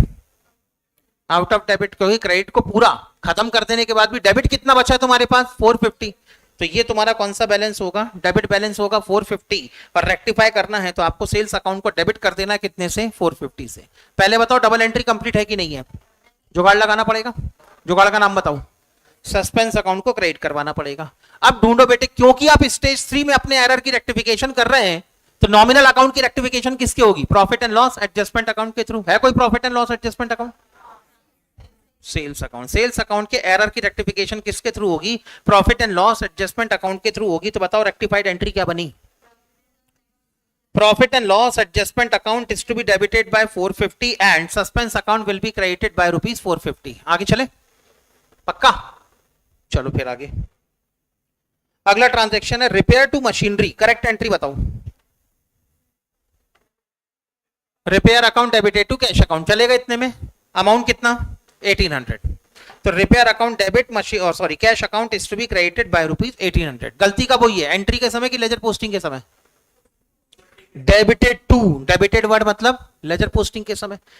Laser posting के लिए आपको अपने कैश अकाउंट को क्रेडिट करना चाहिए था और रिपेयर अकाउंट को क्या करना था? डेबिट। ऐसे ही करना था ना। इन्होंने क्या किया है सर? नया अकाउंट ओपन कर दिया। कौन सा? Machinery account. और मशीनरी अकाउंट को क्या करवा दिया इन्होंने? डेबिट करवा दिया। तो इन्होंने रिपेयर अकाउंट को डेबिट करवाने की बजाय क्या कर दिया? मशीनरी अकाउंट को डेबिट कर दिया। तो अकाउंटेंट ने मशीनरी अकाउंट को डेबिट किया है। एंट्री के फॉर्म में लिखा जाए तो क्या लिखोगे? Machinery account is to be debited by 1800। Accountant ने कैश अकाउंट को क्रेडिट किया है, एंट्री के फॉर्म में कन्वर्ट करोगे तो क्या हो जाएगा? Cash account will be credited by ₹1800। बनाओ बेटे rectified entry. Original entry as it is record हो जाना चाहिए। करवा दिया। जो इनकरेक्ट ट्रीटमेंट हुआ है उसका इफेक्ट पूरी तरह से कैंसिल करने के लिए रिवर्सल एंट्री करनी पड़ेगी। मशीनरी अकाउंट क्या करवाया था? डेबिट। ठीक करने के लिए क्या करोगे? क्रेडिट। उसके बाद कैश अकाउंट को क्या करवाया था? क्रेडिट। ठीक करने के लिए क्या करोगे? डेबिट। लो बेटे, कॉमन फैक्टर है कोई? कौन सा कॉमन फैक्टर है? Cash account. कैंसिल करो। कैश अकाउंट का डेबिट कैश अकाउंट के क्रेडिट से कैंसिल। क्या बच गया? Repair account debited to machinery account. यही फाइनली एंट्री बच गई आपकी। ठीक, डबल एंट्री कंप्लीटेड है। सस्पेंस अकाउंट यूज करना है? नहीं। अब चेक करो कोई नॉमिनल अकाउंट है? कौन सा? रिपेयर। इसकी रेक्टिफिकेशन किसके थ्रू होगी? Profit and loss adjustment account के थ्रू होगी। तो फाइनली अगर आप देखो तो रिपेयर अकाउंट के एरर की रेक्टिफिकेशन किसके थ्रू हो जानी चाहिए? Profit and loss adjustment account के थ्रू हो जानी चाहिए बाय ₹1800। तो फाइनली रेक्टिफाइड एंट्री क्या बन गई? Profit and loss adjustment account is to be debited by ₹1800 and machinery account is to be credited by ₹1800. Done? सबका हो गया? चलो आगे चलते हैं। अगला transaction, a credit purchase of goods from mister Paul ₹3000। Correct entry. Purchase account is to be debited by 3000 and mister Paul account is to be credited by 3000। गलती कब हुई है? एंट्री के समय कि लेजर पोस्टिंग के समय? Entered as sales. एंटर से क्या बना? एंट्री। तो इनको एंट्री करनी थी परचेस की, इन्होंने एंट्री किसकी कर दी? सेल्स की। अब सेल्स की अगर एंट्री बनी होगी तो एंट्री क्या बन गई होगी? Mister Paul account debited to sales account. यही एंट्री बनी होगी। रेक्टिफाइड एंट्री बनाओ। जो करेक्ट अकाउंटिंग ट्रीटमेंट है उसको एज इट इज रिकॉर्ड करोगे। एंट्री क्या? Purchase account debited to mister Paul account. जो गलत अकाउंटिंग ट्रीटमेंट है इसका इफेक्ट पूरी तरह से कैंसिल करो। क्या करना है? मिस्टर पॉल अकाउंट को डेबिट किया था, क्या करवाना है? क्रेडिट करवा दो। लो बेटे करवा दिया क्रेडिट। इसके बाद सेल्स अकाउंट को क्या किया था? क्रेडिट। इसका इफेक्ट कैंसिल करने के लिए क्या करना है? डेबिट। करवा दो डेबिट। ये लो बेटे डेबिट भी करवा दिया सेल्स अकाउंट को। अच्छा, कोई कॉमन फैक्टर कैंसिल करना है? नहीं सर, इस बार तो कोई कॉमन फैक्टर कैंसिल करने के लिए भी नहीं है। तो इसका मतलब purchase account as it is record होना चाहिए 3000 से। सेल्स अकाउंट भी एज इट इज रिकॉर्ड हो जाना चाहिए कितने से? 3000 से। And mister Paul account credit हो जाना चाहिए कितने से? 6000 से। डबल एंट्री कंप्लीट हो गई? हो गई। अब क्योंकि आप स्टेज 3 में अपने एरर की रेक्टिफिकेशन कर रहे हैं तो हर नॉमिनल अकाउंट की रेक्टिफिकेशन किसके थ्रू होगी? Profit and loss adjustment account. है कोई नॉमिनल अकाउंट? कौन कौन से? परचेस और सेल्स। तो परचेस की जगह भी क्या आ जाना चाहिए? Profit and loss adjustment account 3000। और सेल्स की जगह भी क्या आ जाना चाहिए? Profit and loss adjustment account 3000। तो दोनों को मिला के सिंगल लिख दूं, profit and loss adjustment account by ₹6000। चलेगा? तो फाइनली रेक्टिफाइड एंट्री क्या बनी? Profit and loss adjustment account is to be debited by ₹6,000 and machinery account, अरे हाँ, profit and loss adjustment account is to be debited by 6,000 and mister Paul account is to be credited by ₹6,000। Done? पक्का? चलो आगे लिख के हो गया सबका? मैंने बार बार कहा है बेटे, नरेशन घर में आराम से लिखना, 2 लाइन की जगह छोड़ दो नीचे, आराम से सोच सोच के घर में नरेशन लिखना। ठीक, आगे चलो एक कदम और। सर आप नरेशन लिखने पे लेकिन इतना जोर क्यों दे रहे हो? क्योंकि नरेशन जितना अच्छा आप लिखेंगे अकाउंट की लैंग्वेज के ऊपर, उतनी अच्छी आपकी ग्रिप आएगी। सिर्फ 80 मार्क्स के प्रैक्टिकल क्वेश्चन सॉल्व नहीं करना, 20 मार्क्स के थ्योरेटिकल आंसर भी लिखने हैं। और थ्योरेटिकल आंसर लिखने के लिए लैंग्वेज एकदम फिल्टर रखो। लैंग्वेज फिल्टर रखने का सबसे बड़ा बेनिफिट ये मिलेगा कि आप बिल्कुल कंसाइज फॉर्म में आप अपनी थ्योरी के आंसर लिखेंगे। जहां पे 5 लाइन की जरूरत है वहां पे सिर्फ 5 ही लाइन लिखेंगे, तो वहां पे आपका टाइम मैनेजमेंट बहुत अच्छा हो जाएगा। आगे चले? पक्का? चलो अब बेटे ऐसे क्वेश्चन में आपको मैंने कहा था, जब भी आप सस्पेंस अकाउंट के थ्रू अपने एरर को रेक्टिफाई करें, सस्पेंस अकाउंट बना के दिखाना कंपलसरी है, आपका गारंटी है। यहां पर अब 2 अकाउंट बनाने पड़ेंगे, एक कौन सा? Profit and loss adjustment account, और दूसरा कौन सा? Suspense account. ठीक सर, हर बार profit and loss adjustment account बनाना कंपलसरी है क्या? नहीं, हर बार कंपलसरी नहीं होगा। जब क्वेश्चन में कहा जाए तभी आप क्या बनाएंगे? अपना profit and loss adjustment account prepare करेंगे। ठीक है, जब आपका क्वेश्चन कहेगा उसी समय आप अपना profit and loss adjustment account बनाएंगे। सर आप अभी क्यों बना रहे हो? हमारे क्वेश्चन ने तो कहा नहीं है, हमारे क्वेश्चन ने तो कहा कि सिर्फ रेक्टिफाइड एंट्री बना के दिखाओ। तो बेटे अभी मेरी पूरी रेक्टिफाइड एंट्री कंप्लीट नहीं हुई है। सर अभी भी हो तो गए पूरे ट्रांजैक्शन, अभी दिखाता हूं थोड़ी देर में। मैंने 2 अकाउंट प्रिपेयर करने, कौन कौन से? सस्पेंस अकाउंट तो बनाना ही बनाना है, और साथ में profit and loss adjustment account भी बनाना है। आओ बेटे काम शुरू करें।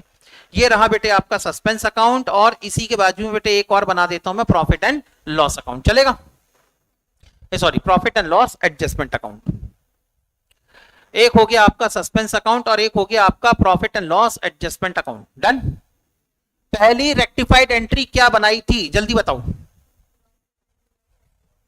अरे बेटा ऐसा नहीं करते, उसको रजिस्टर तो है ही नहीं। कभी भी ऐसी नौबत आ जाए ना, पेज को मोड़ो 20 से एक बार। हाँ पेज को मोड़ दो 20 से एक बार, मोड़ो एक बार। हाँ मोड़ो ना। हाँ अब एक बार और मोड़ो उसको। अब लेफ्ट हैंड साइड में बनाओ सस्पेंस अकाउंट और राइट हैंड साइड में बनाओ profit and loss adjustment account. ठीक है ना? ऐसे काम करना। सर एग्जाम में भी ऐसे ही करने का, और क्या, एग्जाम में कर देना। लाइन जितना भी खींचना सब आखिरी के 10 मिनट में खींचते बैठना आराम से फुर्सत में। आगे बढ़े? सर कॉपी मुड़ जाएगी तो मोड़ने दे, उसमें क्या दिक्कत है? बाद में सब सारी कॉपियों के बीच में प्रेस होगी तो सीधी भी हो जाएगी, उसकी टेंशन नहीं लेने का। जब वैल्यूअर के पास पहुंचेगी तब तक हमारी कॉपी सीधी हो चुकी होगी। आगे बढ़े? अरे आगे चलूं क्या?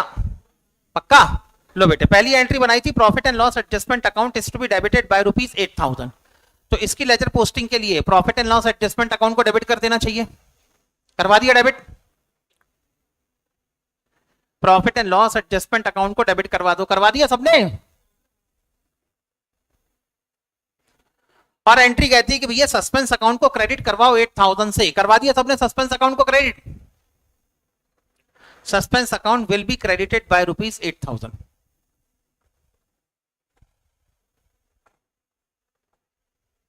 यहां तक सबका हो गया हो तो बताएं।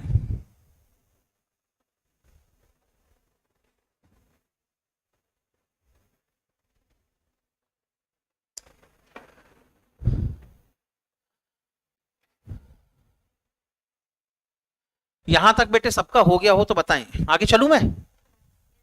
चलो सर आगे चलो। अगली आपने रेक्टिफाइड एंट्री बनाई थी, mister Rahim account debited to profit and loss adjustment account. तो इस एंट्री की लेजर पोस्टिंग सिर्फ किस में होगी? Profit and loss adjustment account में होगी। Profit and loss adjustment account को क्रेडिट कराओ बाय ₹2500 बाय रहीम अकाउंट। आगे बढ़ो।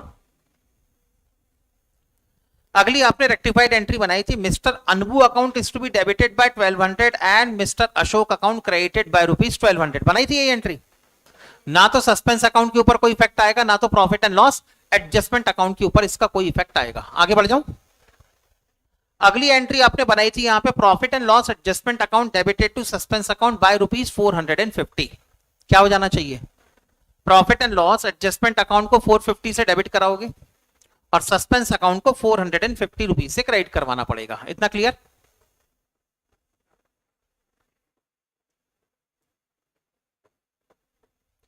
आगे बढ़ जाऊं?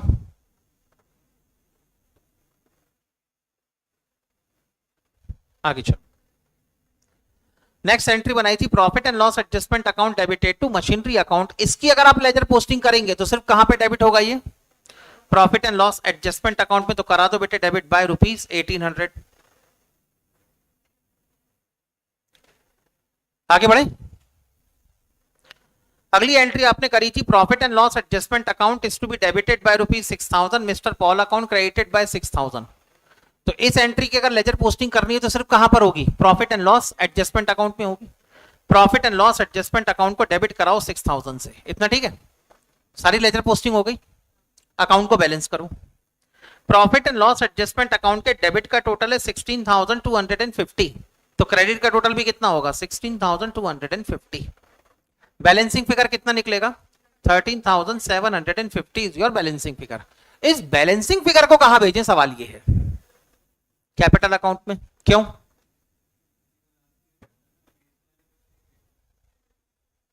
हाँ, ये बात तो सही है। इस साल के तो प्रॉफिट एंड लॉस अकाउंट में नहीं भेज सकते। असल में ये जो profit and loss adjustment account का बैलेंसिंग फिगर है, ये बताता है कि आपने जो पिछले साल का प्रॉफिट एंड लॉस अकाउंट बनाया होगा और पिछले साल जो आपने प्रॉफिट कैलकुलेट किया होगा, आपके प्रॉफिट में 13,750 रुपीज की गलती है। क्योंकि अगर सोच के देखो ना, 1 मिनट के लिए हायरार्की देखो आप। पिछले साल आपने एरर कमिट किए, ट्रायल बैलेंस टैली नहीं हुआ, डिफरेंस का अमाउंट सस्पेंस अकाउंट में जाना चाहिए था, इन्होंने प्रॉफिट एंड लॉस अकाउंट में भेज दिया, अलग बात है। डिफरेंस के अमाउंट को कहां डाल दिया? सस्पेंस अकाउंट में डाल दिया। पिछले साल आपने अपना प्रॉफिट एंड लॉस अकाउंट बनाया, तो पिछले साल का प्रॉफिट सही निकला होगा कि गलत? पिछले साल का प्रॉफिट क्या निकला होगा? सही कि गलत? डेफिनेटली गलत निकला होगा, क्योंकि जब पिछले साल के एरर ठीक नहीं हुए तो प्रॉफिट कैसे सही निकल सकता है? तो अब अगर मैं आपसे पूछूं कि आप कह तो रहे हो कि पिछले साल का प्रॉफिट आपका गलत निकला था, लेकिन कितने रुपए से गलत निकला था? तो आपको मॉनेटरी वैल्यू भी तो पता होनी चाहिए ना, कि प्रॉफिट भी कितने रुपए से गलत था। तो ये जो profit and loss adjustment account का बैलेंस आता है, वो ये बताता है कि प्रीवियस ईयर के प्रॉफिट में कितने रुपए की गलती थी। कितने रुपए की गलती थी? 13,750 रुपीज की गलती थी। अब प्रीवियस ईयर के प्रॉफिट का तुमने क्या किया? सब प्रीवियस ईयर का जो भी गलत सही प्रॉफिट निकला होगा, इसको आपने अपनी बैलेंस शीट में कैपिटल में ऐड करवा दिया था। यानी प्रीवियस ईयर का प्रॉफिट ऑलरेडी कहां ऐड हो चुका है? कैपिटल अकाउंट में। तो प्रीवियस ईयर के प्रॉफिट की गलती को भी कहां भेजना पड़ेगा? कैपिटल अकाउंट में। क्योंकि जब प्रॉफिट ऑलरेडी कैपिटल अकाउंट में ऐड हो गया है, तो उसके अंदर जो गलती होगी वो भी क्या होनी चाहिए? कैपिटल अकाउंट से ही ठीक करनी पड़ेगी। तो अब अगर मैं कहूं कि बैलेंसिंग फिगर में 13,750 आपने क्रेडिट किया है, तो इसके अगेंस्ट में डेबिट कौन सा अकाउंट होना चाहिए? बोलो ना, इसके अगेंस्ट में डेबिट कौन सा अकाउंट होना चाहिए? कैपिटल अकाउंट डेबिट हो जाना चाहिए। लॉजिक समझ में आ गया? क्योंकि प्रीवियस ईयर में गलती थी, इसलिए प्रीवियस ईयर का प्रॉफिट भी गलत कैलकुलेट हुआ था, और प्रीवियस ईयर का गलत प्रॉफिट आपने अपनी बैलेंस शीट में कैपिटल के साथ में ऐड करवा दिया था। और जब इस साल आप गलतियों को ठीक करेंगे, तो इसके कारण प्रॉफिट के ऊपर जो इंपैक्ट आना चाहिए, उसको भी कहां ट्रांसफर करना पड़ेगा? आपको कैपिटल अकाउंट में ही ट्रांसफर करना पड़ेगा। समझ में आ गया लॉजिक? ठीक है। तो यहां पर ये जो बैलेंसिंग फिगर आया है, ये ट्रांसफर होगा आपके प्रोपराइटर के कैपिटल अकाउंट में। प्रोपराइटर का नाम क्या था? डेजी। तो यहां पे लिखे by Daisy's capital account balancing figure transferred. Daisy's capital account balancing figure transferred. आगे चलूं?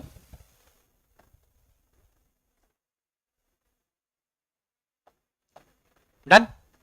अब आ जाओ सस्पेंस अकाउंट में। सस्पेंस अकाउंट के क्रेडिट का टोटल है 8,450, डेबिट का टोटल होना चाहिए 8,450, बैलेंसिंग फिगर आ रहा है आपका 8,450। इसका क्या करना है? कल भी बात हुई थी हमारी। सस्पेंस अकाउंट का बैलेंसिंग फिगर ये बताता है कि आपके ट्रायल बैलेंस में कितने रुपए का डिफरेंस रहा होगा। याद हुआ? याद आया? तो अगर यहां पर ओपनिंग बैलेंस ना दी, 1 मिनट रुक जाओ, जल्दी मत करना यहां पर, क्योंकि थोड़ा सा झोल है। यहां पे बैलेंसिंग फिगर ये बताएगा कि आपके ट्रायल बैलेंस में डिफरेंस कितने का था, 8450 का था, और यही आपके सस्पेंस अकाउंट का क्या होना चाहिए था, ओपनिंग बैलेंस होना चाहिए था। इतना ठीक है। तो यहां पर तो कायदे से मुझे पर्टिकुलर के कॉलम में क्या लिख देना चाहिए, difference in trial balance, opening balance by balance brought down, और ब्रैकेट में लिख देना चाहिए डिफरेंस इन ट्रायल बैलेंस। क्या इस बार लिखा जा सकता है? नहीं। क्यों? क्योंकि ये डिफरेंस को ऑलरेडी कहां भेज चुके हैं, प्रॉफिट एंड लॉस अकाउंट में, और प्रॉफिट एंड लॉस अकाउंट का बैलेंस कहां जा चुका है, कैपिटल में ऐड हो गया। तो इस बार इसीलिए इस बार सस्पेंस अकाउंट के बैलेंस को भी कहां भेजना पड़ेगा, कैपिटल अकाउंट में भेजना पड़ेगा। याद रखना बेटे मैं क्या कह रहा हूं, ध्यान से अपने क्वेश्चन को पढ़ो, पहली लाइन जल्दी पढ़ो बेटे, एक बार और पढ़ो, जरूरी है। क्या लिखा है बेटे, पढ़े अपने क्वेश्चन को, अबे जोर से पढ़ो, मेरे को भी सुनाई आना चाहिए। मेरी आवाज तुम तक आ रही है, तुम्हारी मेरे तक नहीं आ रही, लेकिन मजा नहीं आ रहा है। हाँ, क्या लिखा है, unable to agree trial balance and last year and wrote off the difference to profit and loss account, लिखा है ऐसा। इसका मतलब ट्रायल बैलेंस का डिफरेंस मिस डेजी ने कहां भेज दिया, प्रॉफिट एंड लॉस अकाउंट में। प्रॉफिट एंड लॉस अकाउंट का बैलेंस फिर कहां चला गया, कैपिटल अकाउंट में। इसका मतलब सस्पेंस अकाउंट का बैलेंस भी कहां ट्रांसफर हो गया है, कैपिटल अकाउंट में। तो इस बार अगर मुझे अपने सस्पेंस अकाउंट को भी क्लोज करना है तो किससे क्लोज करना पड़ेगा, कैपिटल अकाउंट से क्लोज करना पड़ेगा।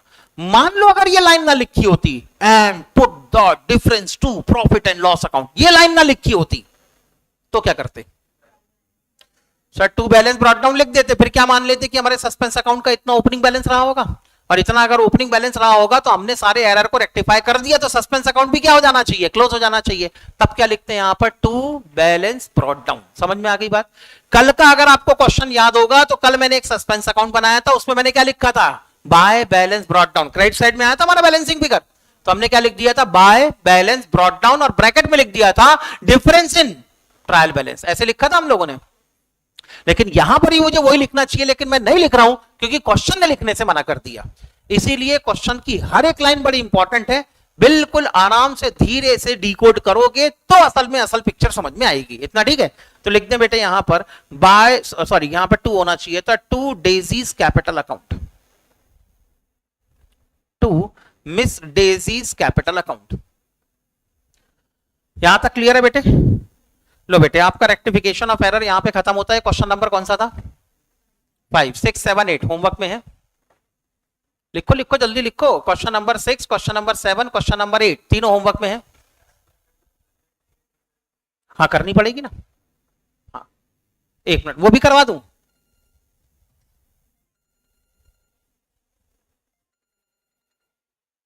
अरे वो भी करवा दूं? नहीं, मैं लिख ही लो, चलो 2 एंट्री और होगी यहां पर। कौन कौन सी? एक एंट्री होगी आप किसके, profit and loss adjustment account के बैलेंसिंग फिगर को कहां भेजेंगे, डेजीज कैपिटल अकाउंट में। तो एंट्री बन जाएगी, Daisy's capital account is to be debited by 13,750 and profit and loss adjustment account is to be credited by rupees 13,750। Daisy's capital account is to be debited by 13,750 and profit and loss adjustment account is to be credited by rupees 13,750. Done? आगे बढ़ो। फिर suspense account के balance को भी कहां transfer किया था, capital account में। तो उसकी भी एक ट्रांसफर एंट्री बनानी पड़ेगी। उसकी ट्रांसफर एंट्री बनेगी, सस्पेंस अकाउंट को आपने डेबिट करवाया था 8,450 से एंड डेजी के कैपिटल अकाउंट को क्रेडिट करवाएंगे 8,450 से। हाँ, सस्पेंस अकाउंट को डेबिट करवाएंगे 8,450 से एंड डेजीज कैपिटल अकाउंट को क्रेडिट करवाएंगे 8,450 से। हो गई ट्रांसफर एंट्री। अब बिल्कुल इनसे मिलते जुलते हैं क्वेश्चन नंबर 6, 7 और 8 होमवर्क में दिया जा सकता है। क्रॉस चेक करवाऊंगा लेकिन कल। इतना ठीक है? ओके, पहली बात तो। अच्छा, पीछे एक्सरसाइज में देखो, प्रैक्टिकल क्वेश्चन में कितने क्वेश्चन बाकी हैं, एक बाकी है, उसको भी होमवर्क में लिखो। सर इतना सारा होमवर्क, बेटे तुम्हारे हिसाब से इतना सारा होमवर्क होगा, लेकिन उसके पीछे का ही मैथमेटिक्स बताता हूं, 1 मिनट। लिख लिया सबने होमवर्क?